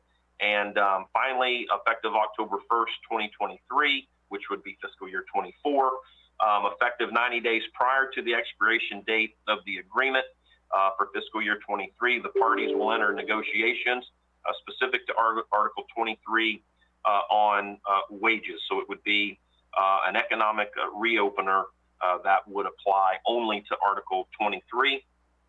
Other terms of the agreement is that from the date of ratification through September 30th, 2024, again, which is an overall 3-year contract. Some following provisions would apply in Article 9 related to a discipline management policy. Basically, there will be an update to reflect current city policy related to employees who are suspended for a duration less than 3 days. And Article 14 regarding hours of work and overtime, there will be a modification that would increase the meal reimbursement amount from the current rate of $12 to $13.75.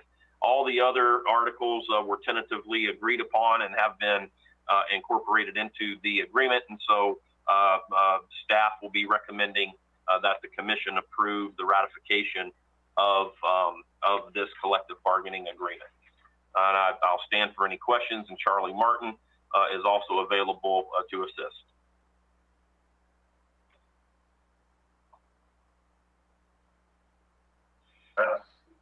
Are there any questions at all? Commissioner Reed.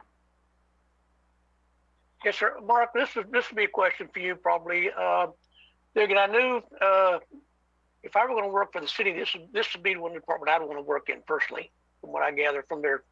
But what is this status when they get called in? Tell me about that benefits when they get called in. I guess they get. I can't remember what it was.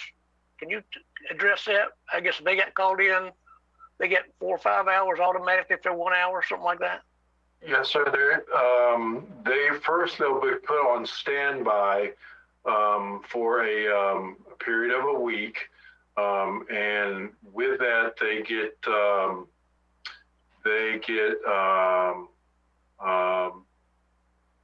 hour, 1 hour at time and a half for each day being on standby, and if they are called out, they get time and a half for a minimum of 3.5 hours, minimum call out. So if the time is less than, they get that rate. Thank you. Any other questions? All right, thank you very much and appreciate your presence for answering those. Let's go to item B, sir. Okay, the next item is a recommendation regarding Lakeland Linder International Airport. It's an approval to negotiate with engineering firms to enter a professional engineering consulting services contract per the Consultants Competitive Negotiation Act. The airport has recently solicited professional engineering consulting services through an RFQ, according to the guidelines published in the Florida Statute, Chapter 287, Section 055, known as what we refer to as CCNA. The responses were reviewed and ranked using consistent criteria in order to identify the most qualified firms by analyzing items such as professionals assigned to the airport, experiences of the firms, knowledge of the airport, the FAA, the FDOT, proximity to the airport, and other factors that were relative to the ranking of the firms. The team performing the review consisted of airport staffs, representatives from the city manager's office, and from Public Works. The selection committee held an open public meeting on August 25th, 2021 to discuss the submittals and perform the scoring and ranking process of firms who responded to the RFQ. Included on the agenda item analysis, you will see those firms and what those scores were and how they ranked and where the different firms are located. The airport is requesting approval to proceed with negotiating contracts at a price that is fair, competitive, and reasonable according to the guidelines established by the Florida statutes, and using the shortlisting of the firms in the order that is represented. The airport intends to secure contracts for a 3-year term with one additional optional year with the top 3 firms. So we will recommend that the city commission approve the appropriate city officials to negotiate and enter into these contracts. That completes the presentation, and we'll stand for any questions. Any questions or hesitancies on this at all? All right, seeing none, your third item. The third item, Mr. Mayor, is fairly lengthy, and so I'm going to read through the item in its totality. The third item is regarding recommendation for renewal of insurance for property and boiler machinery, excess workers' compensation, inland marine, electronic data processing, crime, surety bond for city treasurer, excess liability coverage, cyber liability, and contractors' equipment. The city's finalizing the annual renewal process of those reference policies for fiscal year 22 with the assistance of our current broker of record, Gallagher Risk Management Services. the variety of quotes for the noted coverages. I will go over in preceding these comments, and it will be for a period of October 1st, 2021 through September 30th, 2022. For the property and boiler machinery, the program provides risk coverage for city property and boiler machinery for all city operations. The city's total insured values were reduced by 26% from $2,086,000, actually $2,086 million to $1,541,000,000 this year. Primarily due to the removal of the Unit 3 assets from the property schedule. The FY22 base premium of $3,750,000 represents a decrease of $288,369 compared to FY21 base premium of $4,038,369.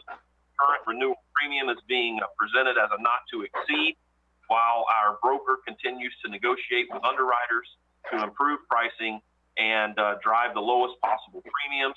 Additionally, the AIG engineering remains at $35,000 as part of the coverage. Next, for excess workers' compensation, the city currently self-insures its workers' compensation program with a retention limit of $350,000.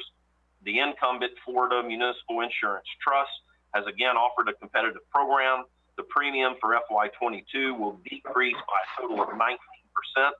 The decrease is based upon an improvement in the city's experience modification factor from 1.04 to 0.85, combined with a decrease in payroll of 1%. FMIT is offering the 22 renewal for an annual premium of $592,289. Next, for inland marine electronic data processing, Hartford Insurance Company remains the carrier for the coverage. The 2021 annual premium was $62,872. The annual premium for FY22 is $58,210, representing a decrease of just under $5,000. This is from a reduction in overall exposures of 7%. For crime, Travelers Insurance will pay the insured, which is the city, for the direct loss of the transferring, paying, or delivering money or securities directly caused by social engineering fraud committed by a person purporting to be either a vendor or a client. The annual renewal premium for the coverage remains the same at $13,378. Next is Surety Bond for the city treasurer. The premium from the existing policy with Hartford Insurance remains at an annual base fee of $685. Next, for excess liability, the city is self-insured for auto, general, law enforcement, public officials, and employment practices liability. The current policy has a $5 million per occurrence limit for each type of coverage. The current carrier, Argonaut Insurance, has non-renewed its entire book of business for public entity excess liability. As a result, the city will need to move to a new carrier starting October 1st. The most competitive option is through Munich, which retains the current $5 million limit on all coverages except for sexual abuse coverage, which is now separated and has a $2 million sub-limit. Additionally, Munich provides a $500,000 self-insured retention for a total premium of $377,652. This is a 16.4% increase over the expiring program. The city has only incurred $145,000 in claims, excess of $250,000 in the last 10 years under this policy. For cyber liability, Chubb Insurance Company is providing the coverage, which is inclusive of network security and privacy liability, data breach fraud, internet media liability, and network extortion. Chubb was able to offer a renewable quote this year as a result of the city's compliance with their new underwriting guidelines. The coverage limit has been reduced from $3 million to $1 million, and the policy retention has been increased from $75,000 to $500,000. The FY22 premium for this renewal program is $27,054, a 34% reduction compared to FY21. Finally, for Inland Marine, Markel American Insurance Company was selected to provide the physical damage coverage for various equipment being leased, with ranges from street sweepers, great alls, and a vacuum truck for this year's renewal. The premium rate increased 3%, along with a 19% increase in values. Therefore, the total premium for FY22 is $46,644, an increase of just under $9,000 as compared to FY21. Arthur Gallagher annual brokerage service fee is $175,000 for fiscal year 22, and this service fee includes all lines of coverage currently handled by Gallagher and excludes all commissions. Included in the agenda item, you can see the breakdown of the different coverages and their comparison to FY21. And so the city staff will be recommending that the City Commission approve renewing these coverages. With that, we have Joyce Diaz is available here for any questions.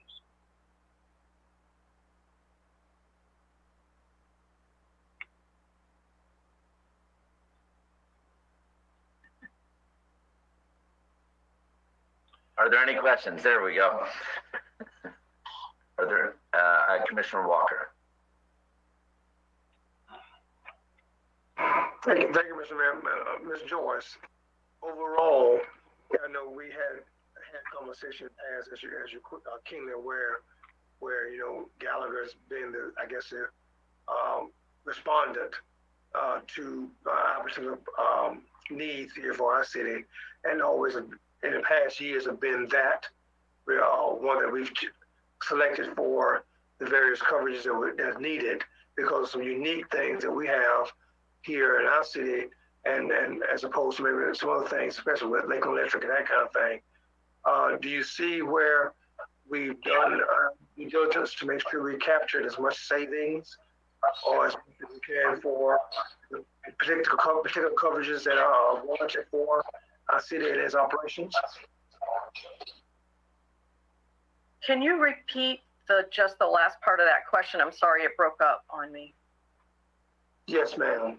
Do you see where we, as a city, have captured as much savings, or did I do diligence to make sure we were capturing as much with Gallagher? And of course, with the unique situation that we have here in our city because of LE and those kind of things, have we done our part to make sure that we're getting a better cost savings, whatever can be done with Gallagher moving forward? Yes, absolutely.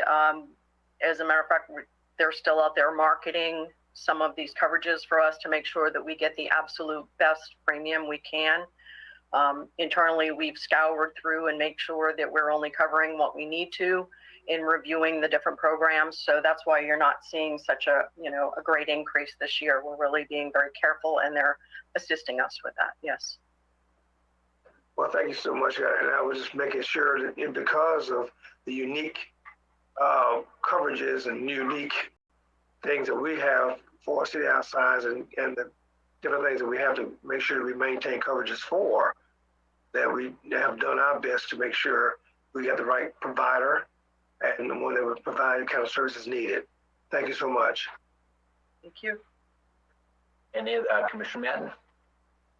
Thank you, Mayor, and thank you, Joyce. I just wanted to ask a question so that we remember this for next year.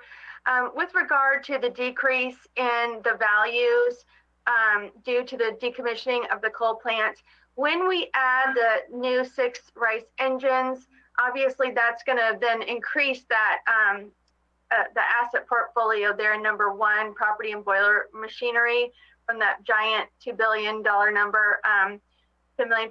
So is it reasonable, like when we know that that's decreased by, $289,000 this year with the premium difference, how do we prepare, knowing that we're going to be then adding those assets back into our portfolio with regard to budgeting? I'm just curious because it seems, I mean, I guess what you're talking about, $2 billion worth of assets, 289,000 doesn't seem like a lot, but knowing that will go down this year, but then go back up again, when we bring those on, how do we kind of prepare for that and budget for that?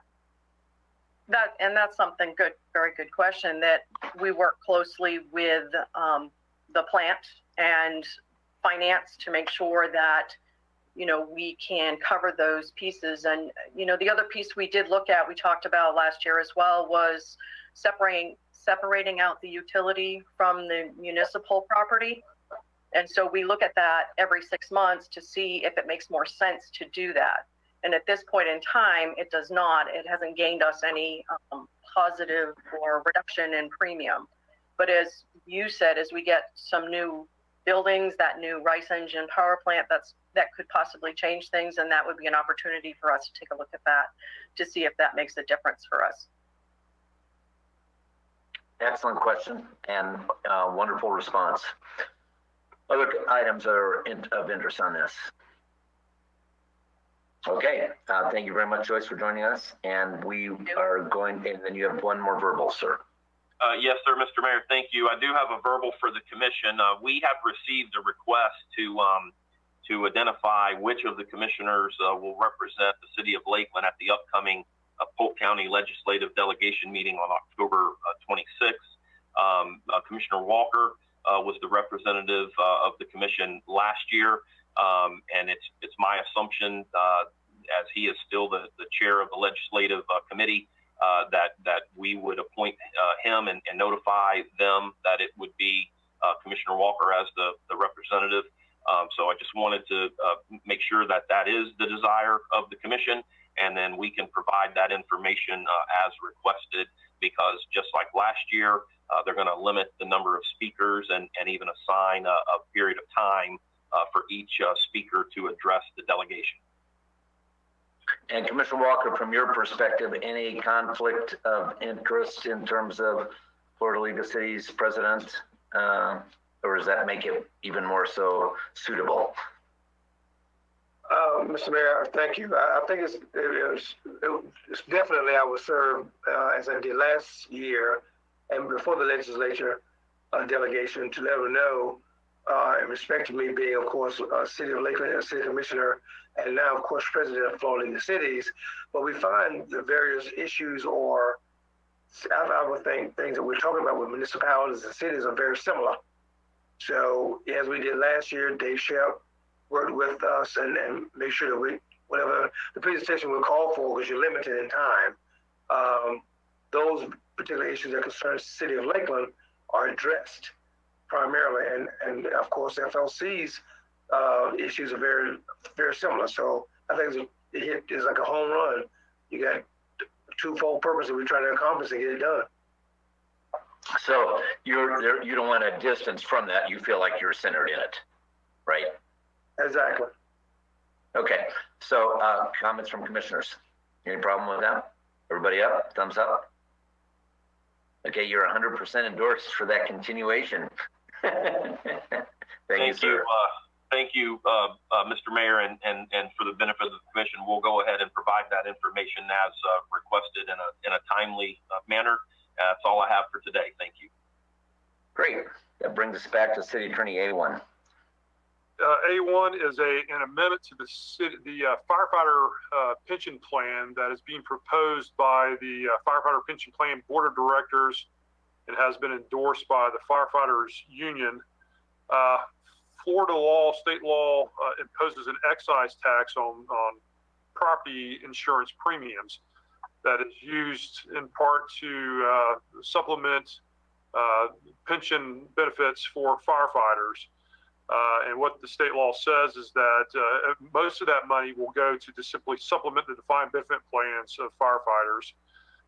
But 50% of tax premiums above the amount of $733,556 goes to what's called a member share account, which is similar to a defined contribution account that the firefighters can draw upon retirement or some earlier termination situations as well, where they're vested. So what this does is establish there's a pool of money that is created by this tax on property tax premiums that the pension plan has, and they need to decide how to allocate that amongst its various members.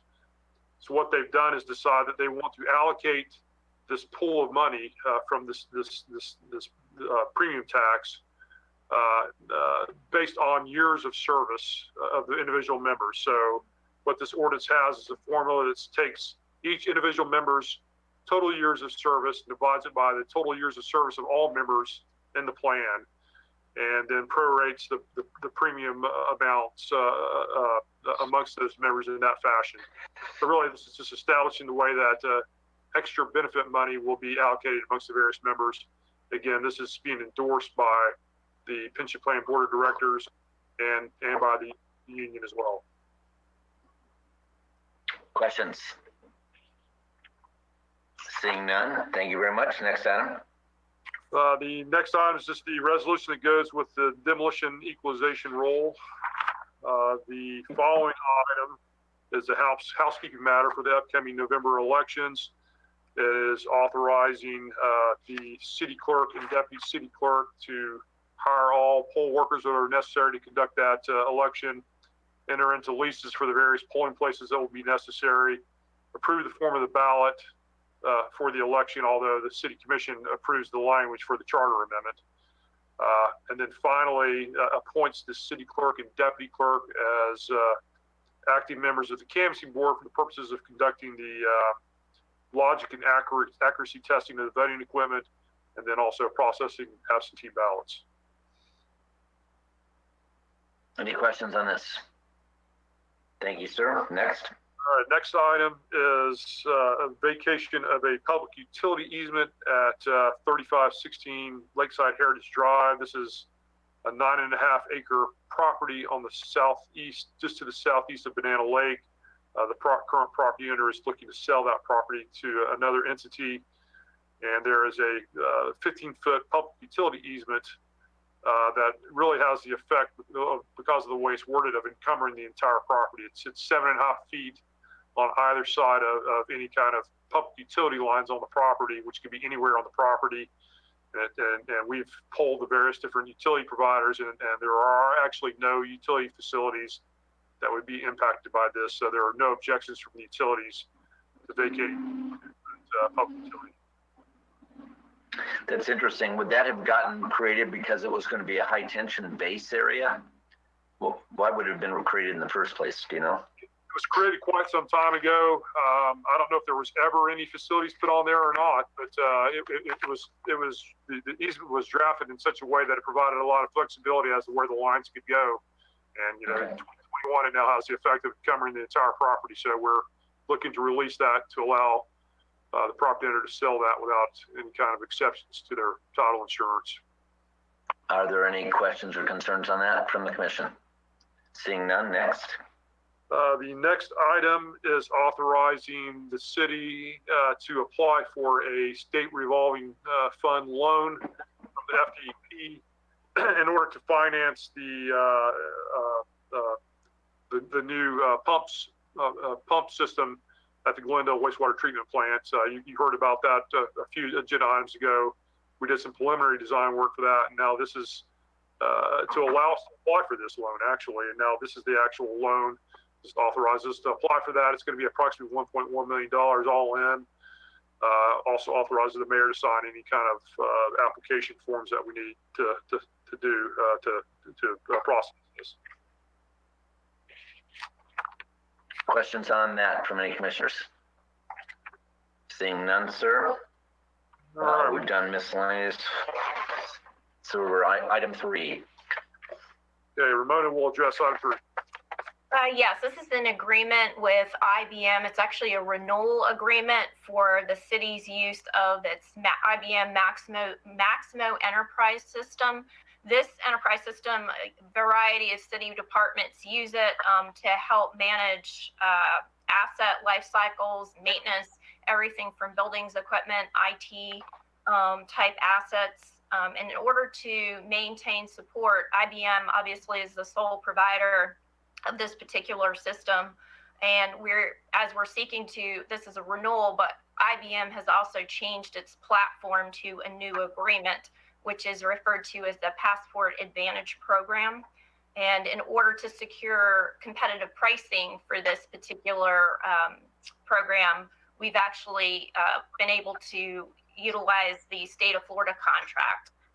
So what you'll see attached to the memo is not only IBM's proposal, but also an addendum to the state contract. The software subscription and support renewal agreement will be for a remaining term of 9 months. That would be effective October 1st, 2021 through June 30th, 2022, and then would be subject to annual renewals, and we could terminate that obviously upon 30 days prior written notice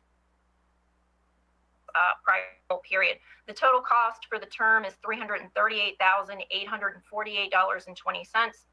A portion of that amount is being budgeted by the Department of IT and its software license and maintenance account for FY21. The remaining cost is included in IT's budget for FY22, and that is recommended for your approval. And we've got Tim Marsh, our project manager on this, who's done a lot of heavy lifting with regard to the negotiations with IBM as well. If you have any technical questions. Tim, thank you for joining us. Principally, what is this software used to do? It's our asset management and work order system.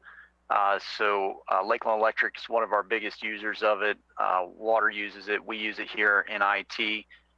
So it allows us to track and cost our assets, as well as manage work orders and determine total cost, including labor and such.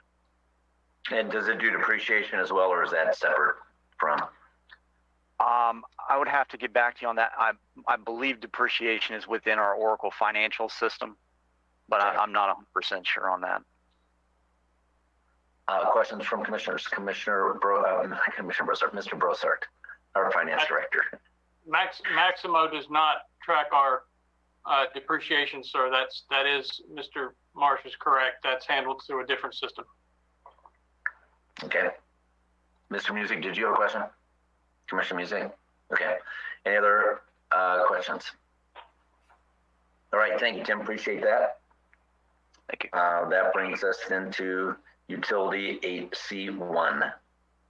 The first item on the utility portion of the agenda is an amendment number 3 to the ARCOS Master Service Agreement that we've had in place since 2004. This is a vital system to Lakeland Electric in terms of use for call-out services. A number of utilities use these type of call-out processes and scheduling services. And in turn, Lakeland Electric divisions use this. It's important because it is a tool that helps assemble, tracks repair crews to improve service restoration and emergency response. So in accordance with the amendment to this agreement, we're seeking to extend the existing term for another 3-year period. That would be effective October 1st, 2021 through September 30th, 2024. It also looks at and bases the pricing based on the number of meters that we have, water and electric meters, extends the use of the licenses for this particular program, and it updates a number of data security documents that are required. The firm price for the 3-year period is $328,039.20. Additional costs included in that is a $36,000 application service package. So the total amount being requested for this service is $364,039.20. That is included in Lakeland Electric's FY21 budget. Wonderful. Questions on that item? Commissioner McLeod. Thank you, Mayor. When we have agreements like this, and if we extend it and go to 2024, is there a point where we take a look out in the marketplace and see, is this still the best software for this? Are we currently doing that? And just curious, a little bit of background of how that works. Right, and we typically do look at this, and honestly, when we after a certain time, it is important to look at the market. But based on what we were dealing with this year, I know, and last year with COVID and some of the requirements, this particular program to go to another vendor would probably create, I would say, in talking with staff, about a year of transition time, because this is such a vital system.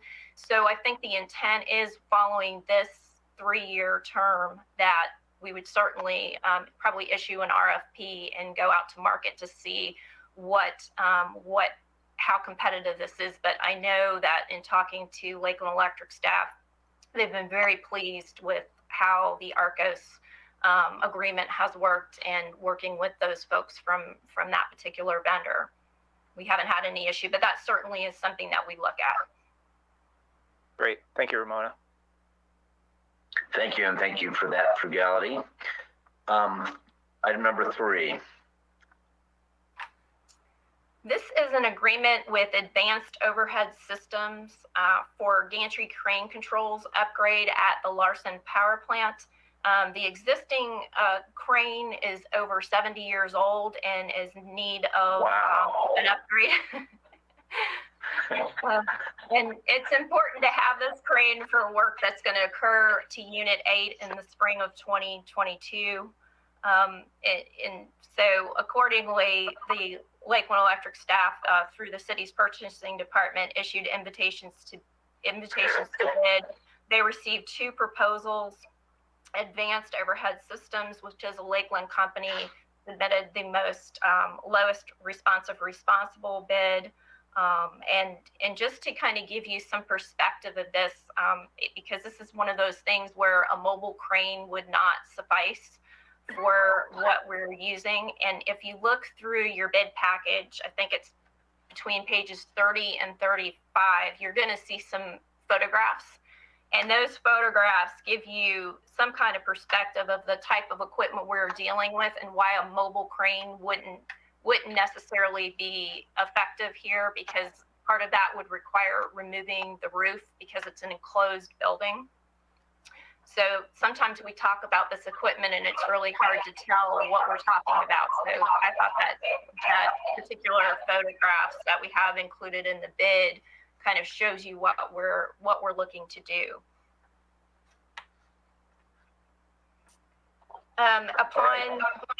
Go ahead. Sorry.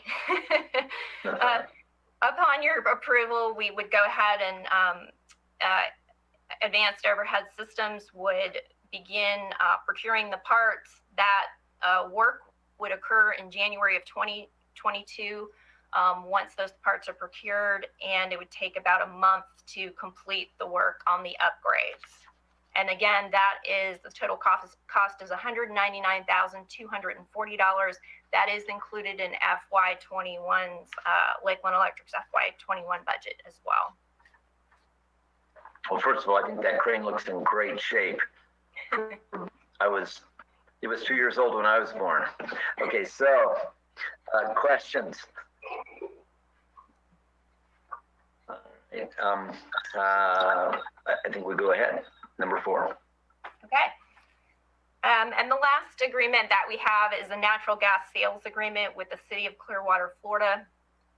This agreement was to purchase approximately 10,000 MMBTUs of qualifying use natural gas. And this is a prepaid type transaction that are done typically with tax exempt bonds. In this case, Clearwater would be the entity that would be required to secure the bond and procure the natural gas from Florida Gas Utilities. And in turn, once Clearwater has that gas, then the city would be able to purchase up to 10,000 MMBTUs per day from Clearwater. So Clearwater would be a reseller of that natural gas, and we would receive at a discount. While we were on agenda study today, actually, Tori Bombard, who is also available to answer questions, but notified me that because this is a transaction that had to go out to market, we're actually looking at 4,200 MMBTUs a day at this point. We just got that those figures confirmed this morning. So we'll have to update the agreement and the memo accordingly. But just to give you an idea of what this is, we said 10,000 up to 10,000 MMBTUs per day is what we were seeking to purchase. That represents only a small portion of what Lakeland Electric uses, the daily natural gas supply, which was basically around 20%. This would be a 5-year agreement. It would be effective, the term, April 1st, 2022. It would continue through March 31st, 2027. And in accordance with the agreement, the benefit is that Lakeland Electric would be receiving 80% of the minimum discount rate that the natural gas is being sold to Clearwater for, which equates to 24 cents per MMBTU. The agreement does require a 1-year termination notice. There is also included in this a repricing period when the gas company will have to return to market to reissue bonds. And during that time, again, Lakeland Electric would still receive the 80% of the minimum discount rate, which would equal at minimum 13.6 per MMBTU. There are some points in the agreement, as we said, we just got some updates this morning, so the agreement will be updated, but even in the next few weeks, because this deal is also subject to the City of Clearwater City Council approving going through with the purchase, and they will not, that will not go to their City Council till October 7th. So but this deal is contingent upon that approval, and if the City of Clearwater doesn't approve that, then the deal there's no effect on us. We wouldn't have an agreement with them. But in the alternative, the City of Leesburg is also looking to do basically the same deal. And so if it went for approval to the City of Leesburg and they went through with the deal, we could utilize basically the same agreement with the City of Leesburg. And that's what we're asking authority for in the event that the City of Clearwater does not approve the deal, that we be able to enter into the substantially similar agreement subject to approval of our final approval of any terms or conditions changes, which would not be substantive, because if there were substantive changes, that would come back to you. But based on, I've got Tori's on to answer any specific questions with regard to the deal and can speak a little bit more about the information that was provided to her this morning as regard to pricing changes and change in volume as well.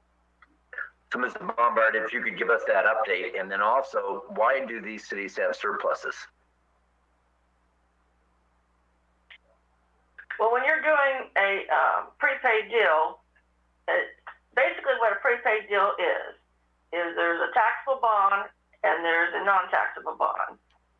And depending on market conditions, there's a spread. And the spread is what enables us to get the discount. And so when they went out to market, they were not able to get the full 10,000 volumes this time. So that's why we're only able to get the 4,200. But what they said in the email was that maybe in a couple weeks, if the market conditions are still good, they might be able to go out and get the other 5,800, which would put us at the 10,000 MMBTUs. Okay. It's always an unknown when you're trying to do a physical gas hedge. But just to let you know, this 4,200 is still a very good savings, because for me to buy spot gas, I can only get between a penny to a penny and a half. And this would allow us to have 24 cents off. And that today's price of gas is $5.70. So every penny counts when you're trying to save money. And it's just a supply deal. There's no financial liability to the city. Our liability is to pay Clearwater for the gas, and we're signing up for a 5-year term. Okay, and then how does it get to us physically? Well, in the contract, FGU is an entity that they have like 24 cities that they purchase gas for and do the actual, nomming the gas to us. And so Clearwater uses them as their vendor. That's why they're part of the agreement too. So it's the same process. In fact, I'm doing the same deal right now with this same point at the 4,200, except I've only been doing a 6-month deal where I get a 4-cent discount. So really the only thing that's changing for me is I'm getting you 24 cents instead of a penny and a half, and I'm signing up for 5 years instead of 6 months. Great. Commissioner McLeod, did you have your hand up, sir? I did not. I was going to wait for Commissioner Reed. He had his hand up, but I did have a. I knew it was in my upper right corner. I couldn't remember which one of the boxes. I'll let Commissioner Reed go, and then if I still have my question, I'll come back. Thank you. Thank you, Mayor. And actually, Tori answered 99% of my questions. Do we deal with Southeast Gas at all? Are you as a vendor, you mean?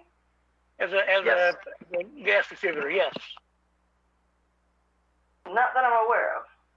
I mean, we have 50 Naisby's, not that we couldn't, but I don't think at the present moment we're purchasing from them. Okay, thanks. I mean, if you're asking on the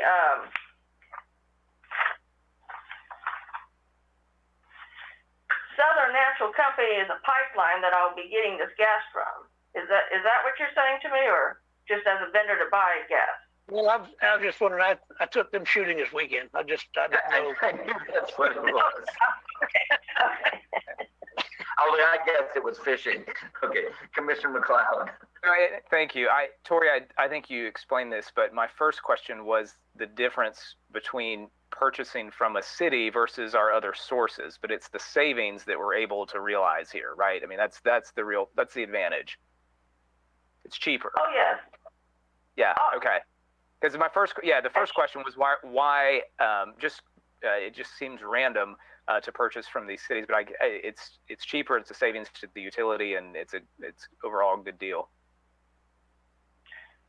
Well, basically, the reason, if you want to know why we're using Clearwater, is when you do prepaids, they're really a 30-year deal, and we didn't want to sign up for 30 years, but they're willing to sign up for 30 years and, be responsible to pay, for 4,200 M's for 30 years. Whereas we've signed up for 5 years, so later, if we didn't need the fuel, they could sell it to another city. And it's more than they need. They bought more than they needed, correct? Is that how it exists? No. They're only signing up for the 4,200, but we're getting 80 cents of the discount, okay? And they're going to get the remainder to make money off that. The real discount would have been 30 cents. That's why it says 80%, and that's why we only get 24 cents. But they're signing up for 30 years, and we're only committing ourselves to 5 years. We can continue on, but that's the reason. Okay. Other questions? Thank you. All right, that ends our agenda study, and anything for the good of the audience before we go to our History and Culture Center update that started at 10, which is 33 minutes ago. Or would you like to hold your comments until Monday? Yes, Commissioner Music. Yeah, I just had a question about how long are we planning on doing the go-to meeting for our agenda studies? Is that a week-to-week thing? Because I would put both of those up that can purpose person. I think we're playing it a bit by year. Okay. And you got a little soft, at least at my end. I didn't hear you, but if the question was how long are we going to do virtual on agendas, then just as we go through some of these health spikes, so probably not too much longer. Okay. Commissioner Walker.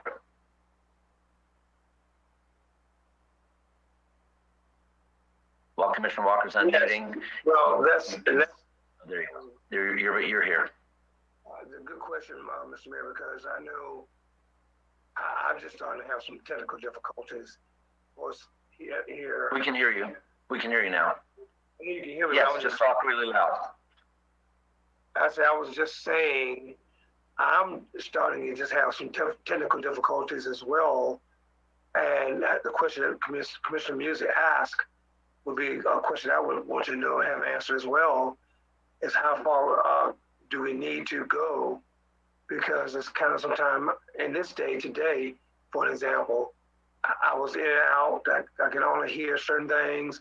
And in the past, Mr. Mayor, you've had some challenges as well. So where are we in the scope of things?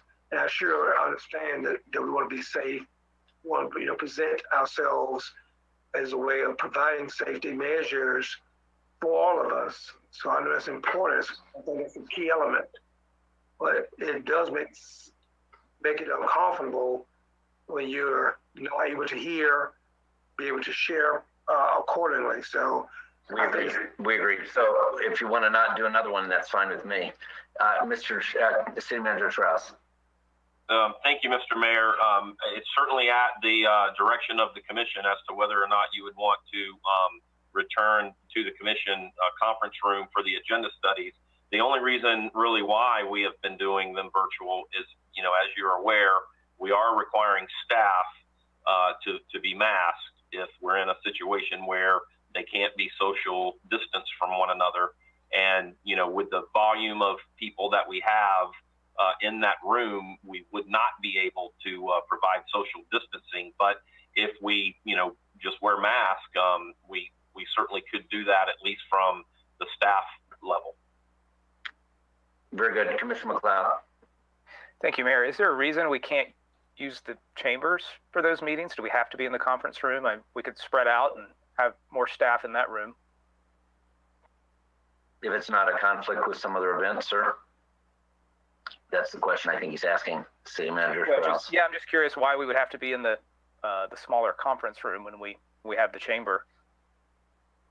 That's an option. It is dependent upon, other things that may be scheduled, but where we don't have a conflict, if you wanted to move to the chambers, we could try to do that. Okay. Any other comments on this? Then let's try and make I think I sense the sentiment is that you'd like to make the next one present and not virtual, correct? Is that right with everyone? Okay, so we'll plan that accordingly, sir. Then I saw that we had a tuna VIFC fundraiser on the screen a second ago. That was, I think Kevin must have put that up, if he wants to put that up again, and that is Saturday, right? The drum roll. Here it comes.